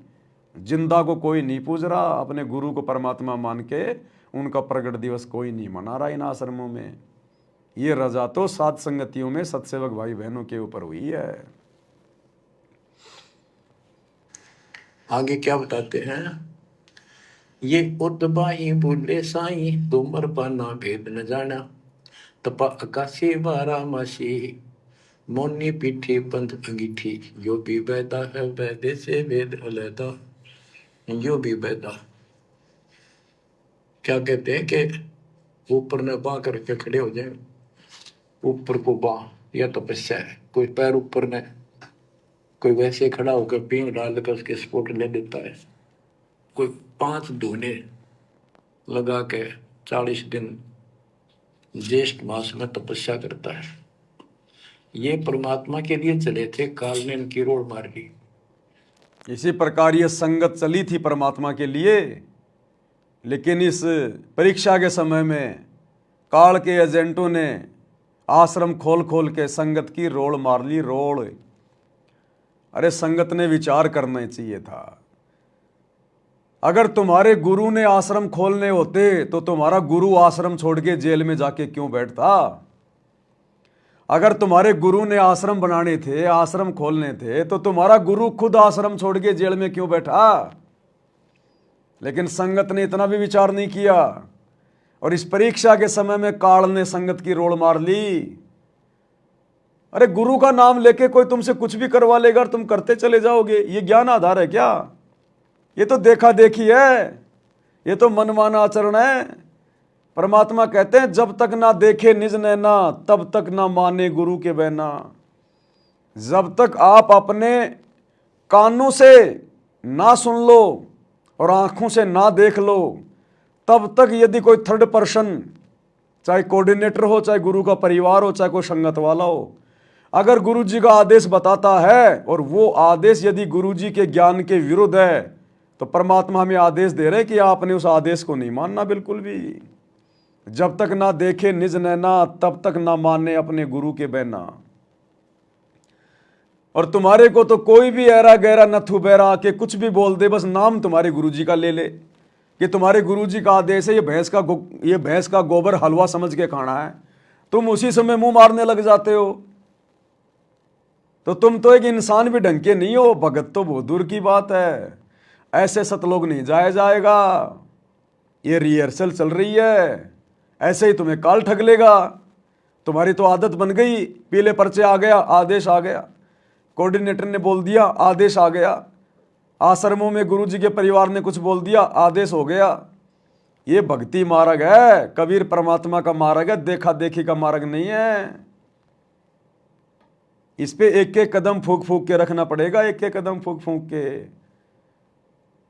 और आप लोगों ने सावधानी नहीं बरती, इसी का ये नतीजा है। काल ने आप लोगों की रोड़ मार ली, रोड़।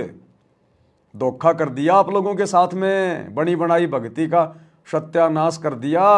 अब खा लो लड्डू जलेबी बर्फी, खा लो, ना घर के ना घाट के, ना सतगुरु के रहे और ना सात संगति के रहे, कहीं के नहीं रहे।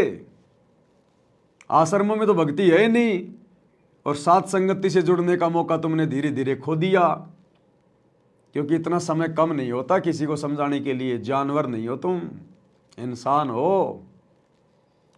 राग द्वेष ईर्ष्या जलन होती है सात संगतियों से, जलन जैसे कोई मिर्ची लग जाती है, भयंकर दर्द हो रहा है। ये नहीं चलता इस मार्ग में। राग द्वेष ईर्ष्या नहीं चलती। आप किसी के विचारों से सहमत नहीं है तो बस भैया उसे साइड करके चलो। दुष्प्रचार नहीं चलता इसमें, निंदा चुगली नहीं चलती। तो काल ने तुम सबकी रोड़ मार ली, सबकी। सतगुरु ये नहीं देखता तू बहुत बड़ा भगत है, तू 20 साल से भक्ति कर रहा है, तू गुरु जी के साथ में रहता था, तू गुरु का ड्राइवर था, तू गुरु का बॉडीगार्ड था, तू गुरु का भाई है, बेटा है, पत्नी है। सतगुरु ये नहीं देखता। सतगुरु समदृष्टि है। और समदृष्टि क्या होता है अभी तक दिखाया नहीं गुरु जी ने, क्योंकि अभी तक तो काल के हाथ में था सारा प्रपंच।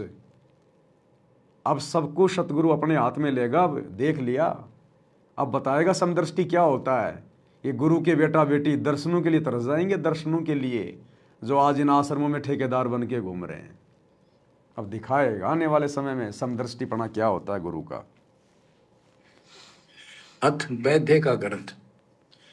बैरागी सन्यासी भड़वे चौतड़ छार लगावे हैं, पांचों नारी पति सो लड़के धुंधों धार मचावे हैं। शास्त्र विरुद्ध साधना करने वालों को गुरुजी ने बढ़वे की संज्ञा दी है। बढ़वे की, बढ़वा क्या होता है पता है? शास्त्र विरुद्ध साधना करने वालों को। और असल में सबसे बड़ी शास्त्र विरुद्ध साधना क्या है? सांसारिक स्तर पर तो शास्त्र विरुद्ध साधना उसको कहते हैं जो प्रमाणित जो सदग्रंथ हैं, गीता, वेद, कुरान, पुराण, बाइबल, गुरु ग्रंथ साहिब, जो इनके विपरीत भक्ति करता है, आचरण करता है, उसको कहते हैं शास्त्र विरुद्ध साधना। तो गुरु जी ने उनको बढ़वे की संज्ञा दी है, बढ़वे की। और रियल में शास्त्र विरुद्ध साधना क्या है? क्योंकि रियल में सबसे बड़ा शास्त्र क्या है? सूक्ष्म वेद, कबीर सागर, गरीबदास जी का ग्रंथ साहिब और सतगुरु रामपाल जी के सत्संग, सतगुरु रामपाल जी के कर कमल से लिखित पुस्तकें, ये रियल शास्त्र हैं। और इन शास्त्रों के विरुद्ध यदि कोई साधना करेगा, मनमाना आचरण करेगा, तो वो डबल बढ़वा, डबल बढ़वा। और इस डबल बढ़वे की संज्ञा में वर्तमान में पूरा सतलोक आश्रम मैनेजमेंट हरियाणा, गुरु जी का परिवार बढ़वा, ये कोऑर्डिनेटर बढ़वे, इन आश्रमों में जाने वाले बढ़वे की संज्ञा में। क्योंकि जितने भी कुक्रम तुम लोगों ने कर दिए और संगत से करवा दिए, और संगत कर रही है खुशी खुशी, ये बढ़वे वाले काम कर रही है, बढ़वे वाले। सूक्ष्म वेद में तुम्हारे गुरु के सत्संगों में कहाँ है राजनीति करना, नेताओं की रैलियों में जाना, धक्के खाना, पार्टी विशेष के नाम पे वोट देना? कहाँ है सूक्ष्म वेद में? स्टेडियम बनाना, गांव वालों के लिए फ्री में बसें चलाना, भक्तों को मजदूरी पे लगा देना, रोडे बनवाना, कहाँ लिखा है सूक्ष्म वेद में? लोगों की गुलामी करना, चापलूसी करना, समाज के साथ भाईचारा निभाना, अनुपदेशियों की धर्मशाला बनवाना, कहाँ लिखा हुआ सूक्ष्म वेद में? गुंडों की रैली में जाके बैठना, गुंडों का समर्थन करना, गैंगस्टरों का, कहाँ लिखा है सूक्ष्म वेद में?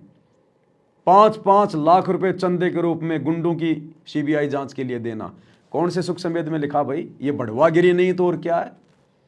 जाट आरक्षण में जाके बैठना भगत होने के बावजूद, और करोड़ों रुपया चंदे के रूप में देना, ये बढ़वागिरी नहीं है क्या? अयोध्या में जाके भंडारा लगाना संत रामपाल जी के भगत होने के बावजूद आन उपासकों के लिए, ये बढ़वागिरी नहीं है क्या? संगत क्या कर रही है, भक्ति या बढ़वागिरी? बढ़वागिरी कर रही है, बढ़वागिरी। इस बढ़वागिरी का परिणाम भी भुगतना पड़ेगा आने वाले समय में। ये विचार करने की बातें हैं, चोट खा चुकी है संगत। कंठी माला और मृगछाला सिर पे जटा रखा में है, ढोलक ताल झालरी पीटे ताना री गाँव है। कहते हैं ये काल ने उल्टे रास्ते ला रखे। बैरागी घर छोड़ के सन्यासी हो गए, और वहां कभी एक लंगोट बांध के सारे शरीर पर राख लपेटे रहते हैं, और इससे मान रहे कि हम बिल्कुल सब कुछ छोड़े। अब क्या बताते हैं गरीबदास जी? एक नारी त्याग दीनी 5 नारी गैल वे, पाया न द्वारा मुक्ति का सुखदेव करी वो सैल वे।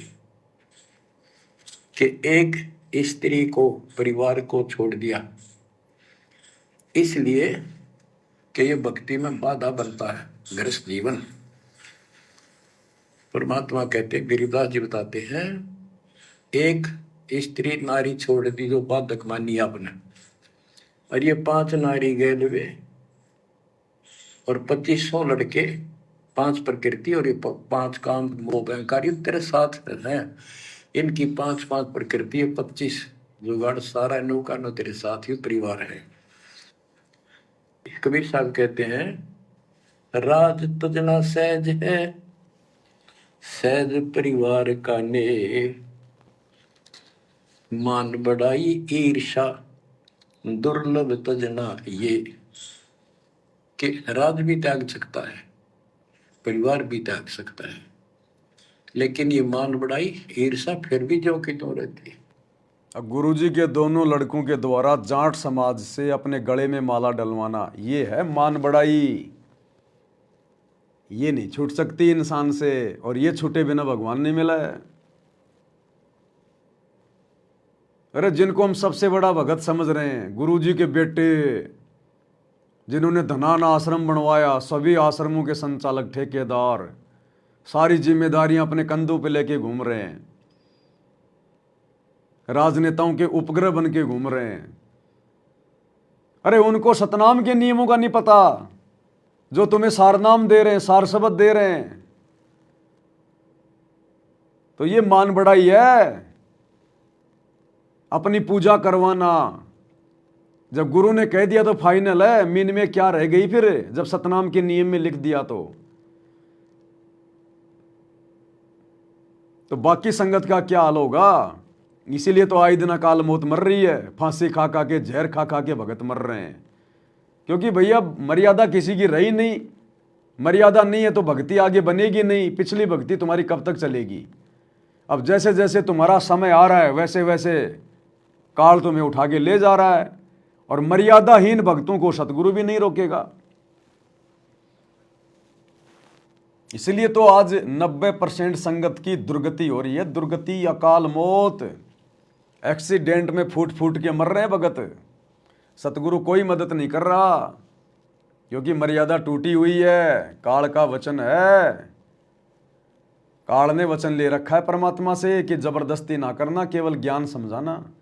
जो आपके ज्ञान को मान के आपकी मर्यादाओं में रहकर भक्ति करे आपका, और जो आपकी मर्यादा तोड़ दे वो उस दुष्ट को मेरे हवाले कर देना, फिर मैं संवारूंगा उसको। तो काल संवार रहा ढंग से, ये नतीजा मिल रहा है देखा देखी भक्ति का, भेड़ चाल की भक्ति का। बैदा यो भी बैदा है, सब व्यर्थ। फिर के खाकता किया, काल तेनों का घर में बैठा तेरे हृदय में। बैरागी सन्यासी बड़वे चूतर छार लगावे है, 500 नारी 2500 लड़के, धूम धार मचावे हैं। कंठी माला और मृगशाला सिर पर जटा रखा हुए हैं,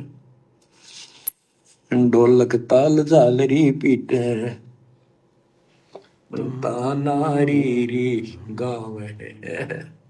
बड़ा सुरला में गान में कक्का पता नहीं, बड़े बड़े जटा रखा दी। यो भी बैदा है, बैदे से भेद अलदा, यो भी बैदा। बैदा क्यों जाना, हम सतगुरु बैठे यूं जाना। गरीबदास जी से पूछा किसी ने कि आपने कैसे पता लगा ये सब व्यर्थ है, कि सतगुरु मिल गए इसलिए जाना भाई। इसलिए हम सत्सेवक भाई बहन बार बार वीडियो बना के तुम्हें जगा रहे हैं, चेता रहे हैं, क्योंकि सतगुरु को हम लोगों ने भेटा है। सतगुरु भेटने का मतलब है सतगुरु के ज्ञान के ऊपर अमल करना, सतगुरु के ज्ञान को आधार बना के भक्ति करना।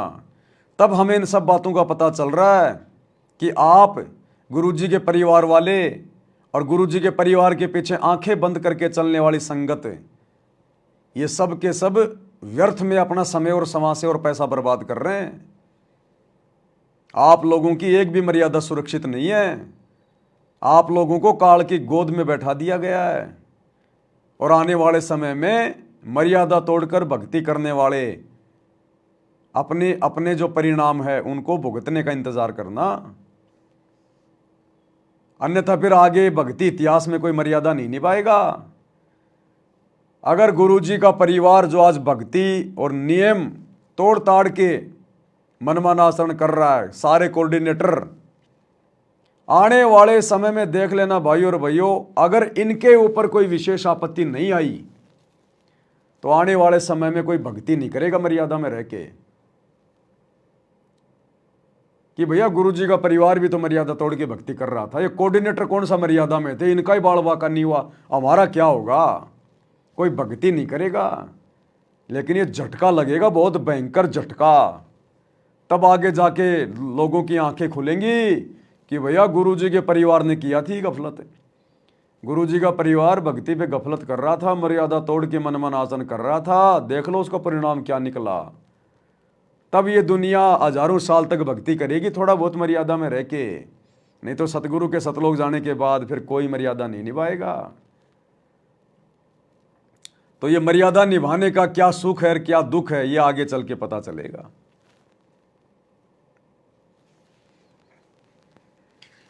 तन के योगी मन के भोगी गुल्लर पेट पड़ावे हैं, गुद भी रस का मर मन जाना बदर भेख बनावे हैं। क्या बात की। करुआ और को पीन लिए जो पड़खड़ गुफा बनावे हैं, खुदा कुत्ती घट में दूती फिर गृह द्वारे जावे हैं। करुआ और कोपीन लिए, कोपीन एक पर्दे के ऊपर एक लंगोट छोटा सा, एक 4-5-6 इंच की पर्दी सी बनाते हैं, उसको कोपीन बोलते हैं, और हाथ में लोटा, और बनखंड में जंगल में जाकर गुफा में रहते हैं। कहते हैं तन के योगी और मन के भोगी ऊपर तो दिखे योगी, और खान में अटक नहीं, माल कूड़े खाते पर यज्ञों के अंदर जहां भी कोई धर्म भंडारा होता है सब तागे पाओगे। ये तन के योगी मन के भोगी, शरीर से तो एक नंबर के भगत दिखाई देते हैं, और मन के भोगी, मन में सारी बकवास ज्यों की त्यों, और खाने के लिए कहीं भी पहुंच जाएंगे। जैसे संगत वर्तमान में कोई बिहार से आ रहा है, कोई यूपी से आ रहा है, कोई झारखंड से आ रहा है, लड्डू जलेबी बर्फी खाने देसी घी के, कहते हैं दिखें ये भगत, और मन में सारी इनके बकवाद, और तोड़ तोड़ के मर्यादा, और पेट भरने के लिए कहीं भी किसी भी आश्रम में दौड़ के चले जाएंगे। ये तो वो ही जगत वाली काम हो रहा है भाई और बहनों, सारा वो की वो जगत वाली क्रियाएं हो रही है सारी की सारी। बस फर्क इतना है कि ठप्पा सतगुरु रामपाल जी का लग रहा कि हम तो भगत हैं बस, बाकी और कोई क्रियाओं में कोई अंतर नहीं है, ना मर्यादा जगत वालों की, ना मर्यादा इन आश्रमों से जुड़े भक्तों की। तो परमात्मा कहते हैं ये लागे तो भगत, और मन में सारी बकवाद, और ये अच्छा अच्छा मालपुआ खाने के लिए कहीं के कहीं दौड़ के चले जाते हैं। और खान में अटक नहीं, माल कूड़े खाते पर यज्ञों के अंदर जहां भी कोई धर्म भंडारा होता है सब तागे पाओगे। ये तन के योगी मन के भोगी गुल्लर पेट पड़ावे हैं, इनको छक्का खाओ एक कति, सुबह खा लिया शाम तक और ना मांगना पड़ेगी। गुज भी रज का मर्म न जाना भद्दर भेख बनावे हैं, सुंदर ऊपर से दिखावा इतना गजब का करने के साधु वाला, और मूल ज्ञान का पता नहीं। करुआ और कोपीन लिए जो बनखंड गुफा बनावे हैं, बनखंड में बड़मा से लेके गुफा बनने लागे, भूख लगी, फिर आए गृहस्थी के द्वारे, दियो माई बोला किकर का उठाया लठ, दियो माई गोरे जाकर ला लिया बट, हो गया मुक्ति। यो भी बैदा है बैदे से भेद अलैदा, यो भी बैदा क्यों जाना हम सतगुरु बैठे नो जाना। खाखी और निर्बाणी नागा सिद्ध दिमाग चलावे हैं, रणसिंगे तुरही तुतकारा गागड़ भांग उठावे हैं। काशी का प्रयाग में होते तो जगन्नाथ पूजावे हैं, लोहागर पर पुष्कर पर से द्वारा दाग दगावे हैं। यो भी बैदा है बैदे से भेद अलैदा, यो भी बैदा क्यों जाना हम सतगुरु बैठे नो जाना। खाकी और निर्वाणी नागा है सिद्ध दिमाग चलावे हैं, कोई कोई कुठे होकर चल लेंगे। ये रणसिंगे तुरही तुतकार, और गागड़ भांग उठावे कतीनो घोट भांग घोट के खूब नो अच्छे नशे वाली वह पीवे, काशी जावे, याद तीर्थों पर जाते, जगन्नाथ हो जाते, लोहागर पुष्कर आदि सब तीर्थों पर जाते, द्वारका जाते। भाई जो गुरु बचन पे डट के रे कट के। अब ये शब्द बीच में क्यों बोलना पड़ा गुरु जी को? अरे बातें तो चल रही हैं जगत वालों की, आन उपासना करने वालों की, और बीच में गुरु जी क्या कह रहे हैं? भाई जो गुरु वचन पे डट गए कट गए फंद 84 के। यानी सतगुरु के वचन सबके लिए होते हैं, जिनको आवश्यकता होती है उसी प्रकार से वो इनमें से मटेरियल निकाल लेते हैं। तो अंत में गुरु जी कह रहे हैं, भाई जो गुरु वचन पे डट गए कट गए फंद 84 का। अरे वो जगत वाले तो गुरु के वचन पे उस समय टिकेंगे ना जब गुरु की पहले शरण में आएंगे।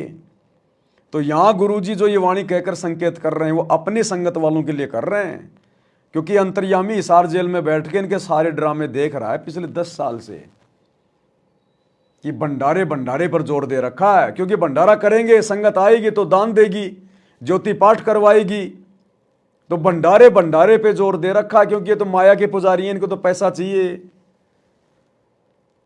कोई भी आ रहा है केवल भंडारे की प्रशंसा। सर यहाँ के सेवादारों का व्यवहार कैसा है, सर आपने भंडारे में क्या क्या खाया, सर आपको भंडारा कैसा लगा।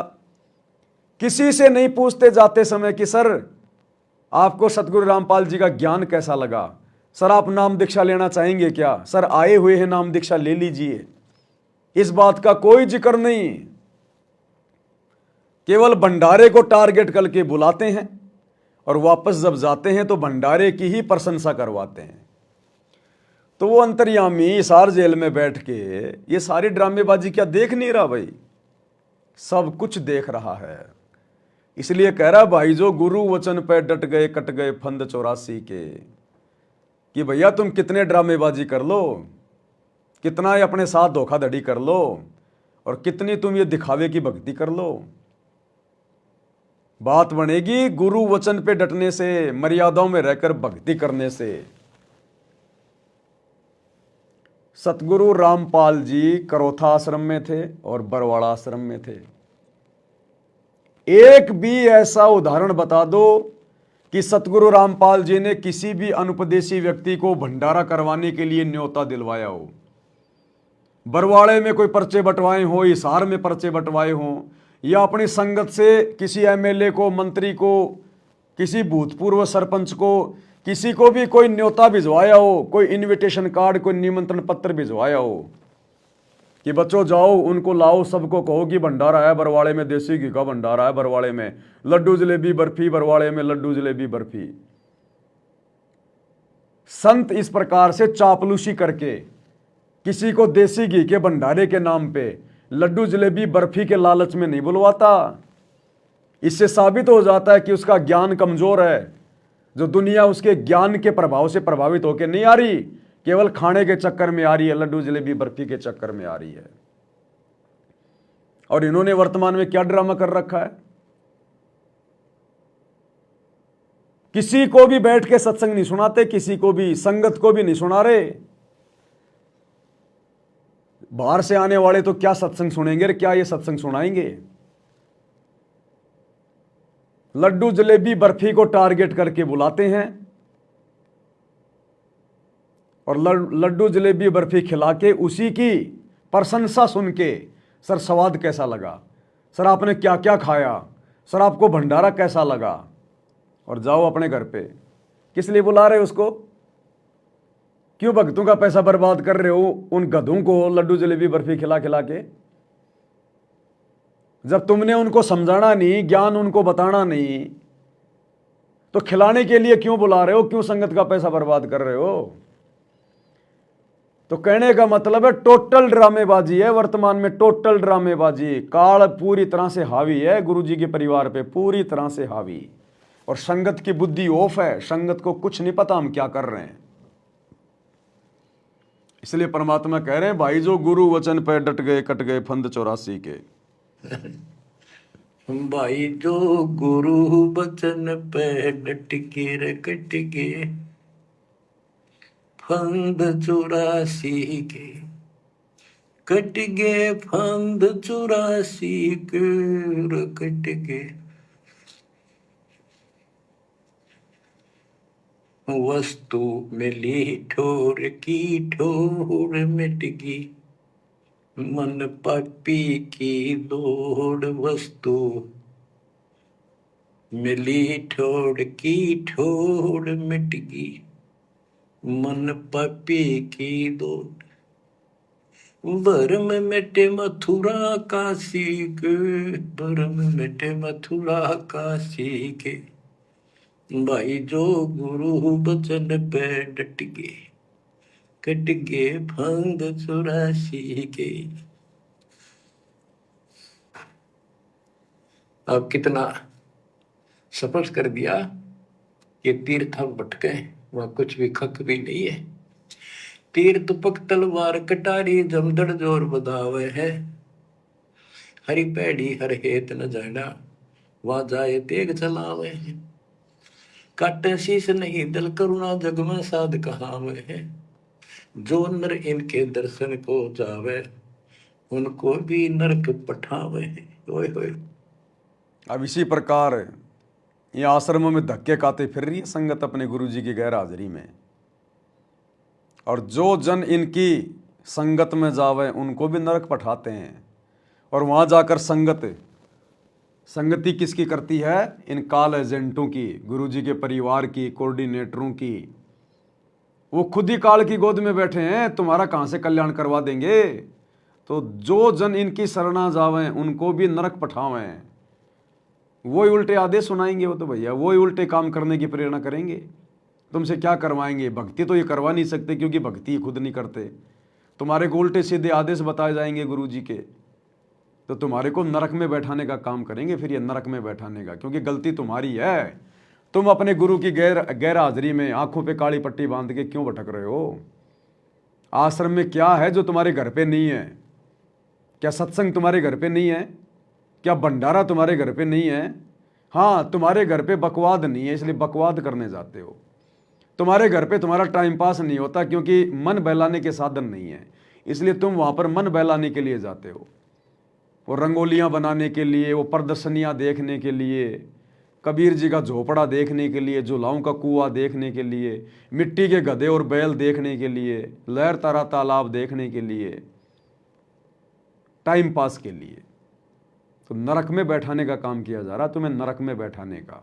ये परीक्षा चल रही है। गुरु यही देख रहा है कि जिस प्रकार से ये आज भटक रहे हैं ना, इनको सारी वस्तु मिलने के बाद 3 समय की आरती दे दी, इनको मंत्र दे दिए, सत्संग दे दिए, मर्यादा दे दी, उसके बाद भी इनके भटकने की आदत नहीं मिटी, तो मेरे सतलोक जाने के बाद ये क्या खाक भक्ति करेंगे? तो फिर भटकते ही रहोगे। तुम्हें नरक में बैठाया जा रहा है वर्तमान में गुरु जी की गैर हाजिरी में, इन आश्रमों में बुला बुला के। ओए होए होए।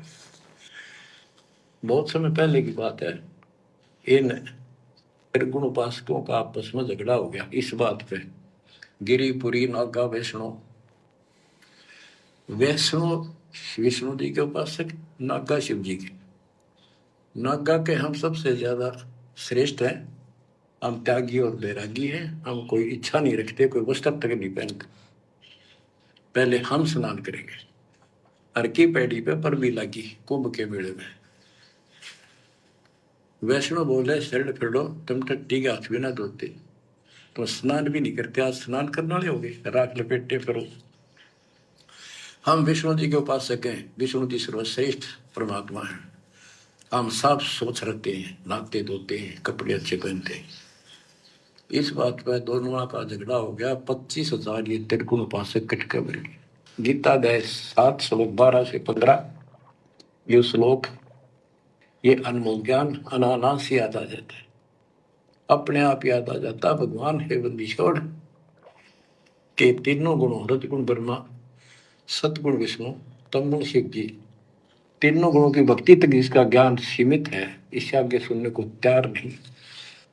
जिनका ज्ञान हरा जा चुका है काल के द्वारा, मनुष्यों में इस नहीं। अज्ञान के द्वारा राक्षस स्वभाव को धारण किए हुए, मनुष्यों में नीच, दूषित कर्म करने वाले, मूर्ख, गीता ज्ञानदाता कहता है, मुझे भी नहीं बचते ये। हाय हाय। या वो स्पष्ट कर दिया गरीबदास जी ने,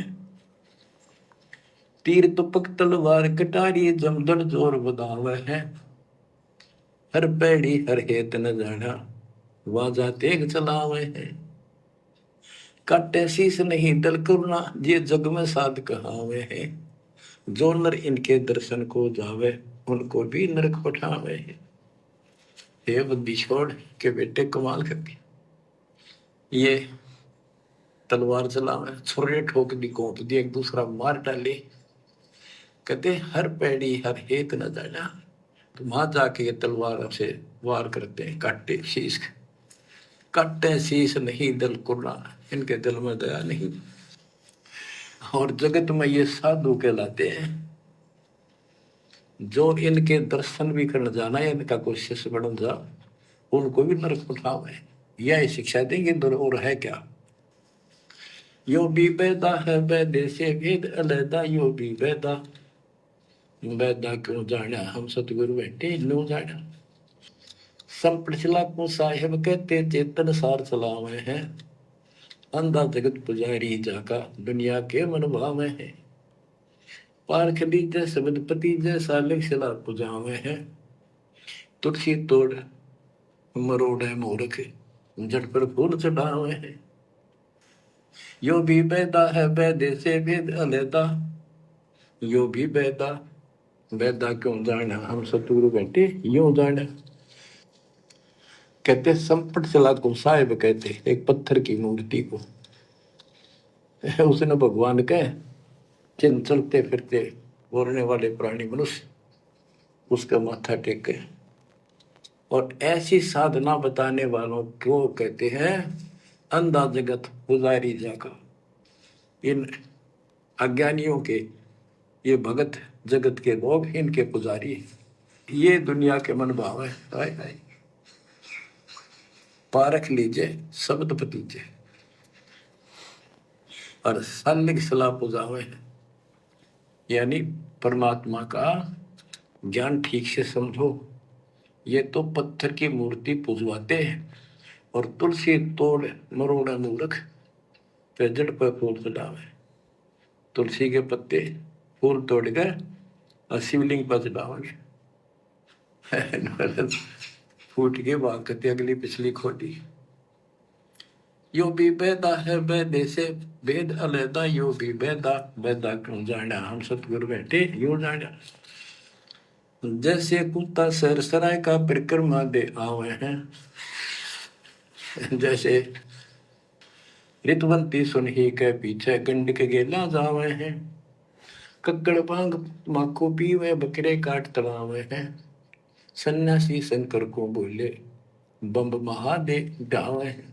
अब देखो परमात्मा ने उस वाणी का खुलासा नहीं किया, परमात्मा उस कुत्ते वाली वाणी को छोड़ के आगे निकल गए।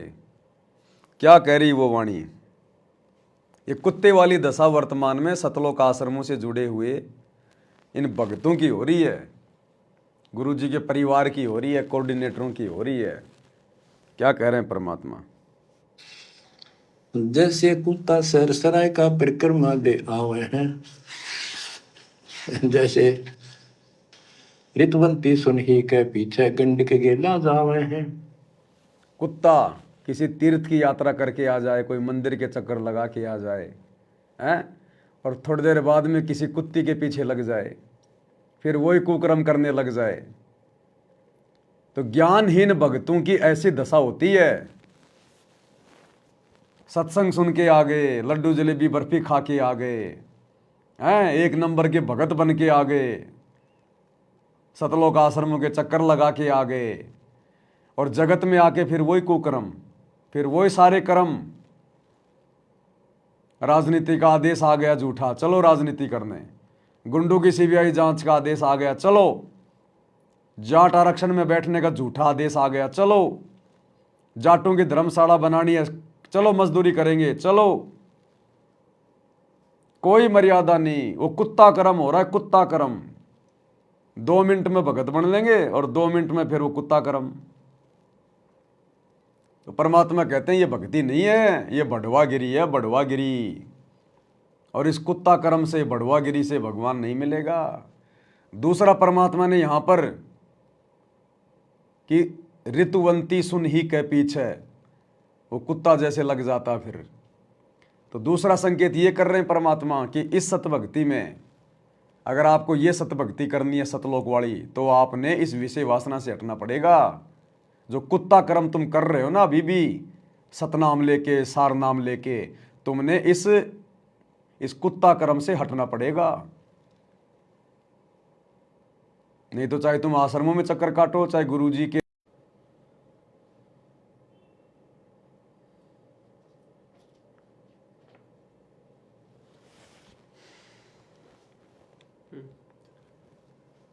बीच में थोड़ा सा नेट डिस्कनेक्ट हो गया था। तो परमात्मा कहते हैं अगर भक्ति करते करते सतगुरु से उपदेश लेकर भी, सतनाम और सार नाम लेकर भी, यदि अभी तक तुम विषय वासना में पड़े हो, भोग क्रिया में पड़े हो, तो तुम तो कुत्ते के समान हो, कुत्ते के समान। तुम्हारे में और कुत्ते में फिलहाल कोई अंतर नहीं है। वो कुत्ता मंदिर में चला जाएगा, प्रसाद खा के आ जाएगा, और फिर किसी कुतिया को देखा तो फिर उसके पीछे दौड़ लेगा। तो जिन भक्तों को सतगुरु रामपाल जी की, सतगुरु रामपाल जी कौन? पूर्ण परमात्मा। जिनको पूर्ण परमात्मा सतगुरु रामपाल जी की शरण प्राप्त है, सतनाम सारनाम मिल चुका है, भक्ति पे लग चुका है, और अभी तक यदि वो इसी कुत्ता कर्म में लगा हुआ है, भोग क्रिया में पड़ा हुआ है, विषय वासनाओं में पड़ा हुआ है, तो परमात्मा कहते हैं तुम तो कुत्ता कर्म कर रहे हो, भक्ति नहीं कर रहे। गुरुदेव कहते हैं भग भोग्या भगूप जय, भग से बचा न कोई, जय कोई भग से बचे, भगत कहावत सोई। कामी क्रोधी लालची इन पे भक्ति न होए, और भक्ति करे कोई सूरमा, जात वर्ण कुल खोए। तो इन वाणियों के बहुत सारे संकेत हैं। एक तो जो व्यक्ति सत्संग में जाता है, आश्रम में जाता है, भगत दिखाई देता है, और वापस आके वही सारे कुकर्म कर लेता है, कोई मर्यादाओं का पता ही नहीं। एक भक्ति भी कर रहा है सतलोक वाली, और ये कुत्ता कर्म भी कर रहा है, विषय वासनाओं में भी पड़ा है।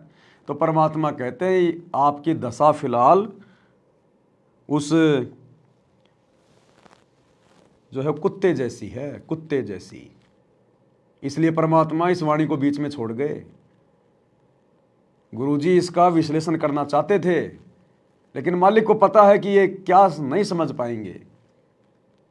अगर मैंने विश्लेषण कर दिया तो कई तो भक्ति छोड़ देंगे कि गुरुजी तो लो इस काम के लिए भी मना कर रहे हैं, इस काम के लिए भी मना कर रहे हैं। तो गुरुजी हमारी तुच्छ बुद्धि को देखकर, इस वाणी को बोलकर इसका खुलासा करना चाहते थे, लेकिन छोड़कर आगे बढ़ गए। फूट के बात करते अगली पिछली खोटी। यो भी बेदा है बेदे से भेद अलहदा, यो भी बेदा बेदा क्यों जाना, हम सतगुरु बैठे यूं जाना। जैसे कुत्ता सरसराय का परिक्रमा दे आवे हैं, जैसे ऋतुवंती सुन ही के पीछे गंड के गेला जावे हैं, कक्कड़ बांग माखो पीवे बकरे काट तलावे हैं, सन्यासी शंकर को बोले बम्ब महादे डावे हैं। यो भी बैदा है बैदे से भेद अलहदा, यो भी बैदा बैदा क्यों जाना, हम सतगुरु बैठे यूं जाना। ये दशनामी दया न जाने, गेरू कपड़ रंगावे हैं, पारवलम से परिचय नाही, शिव करता ठहरावे हैं।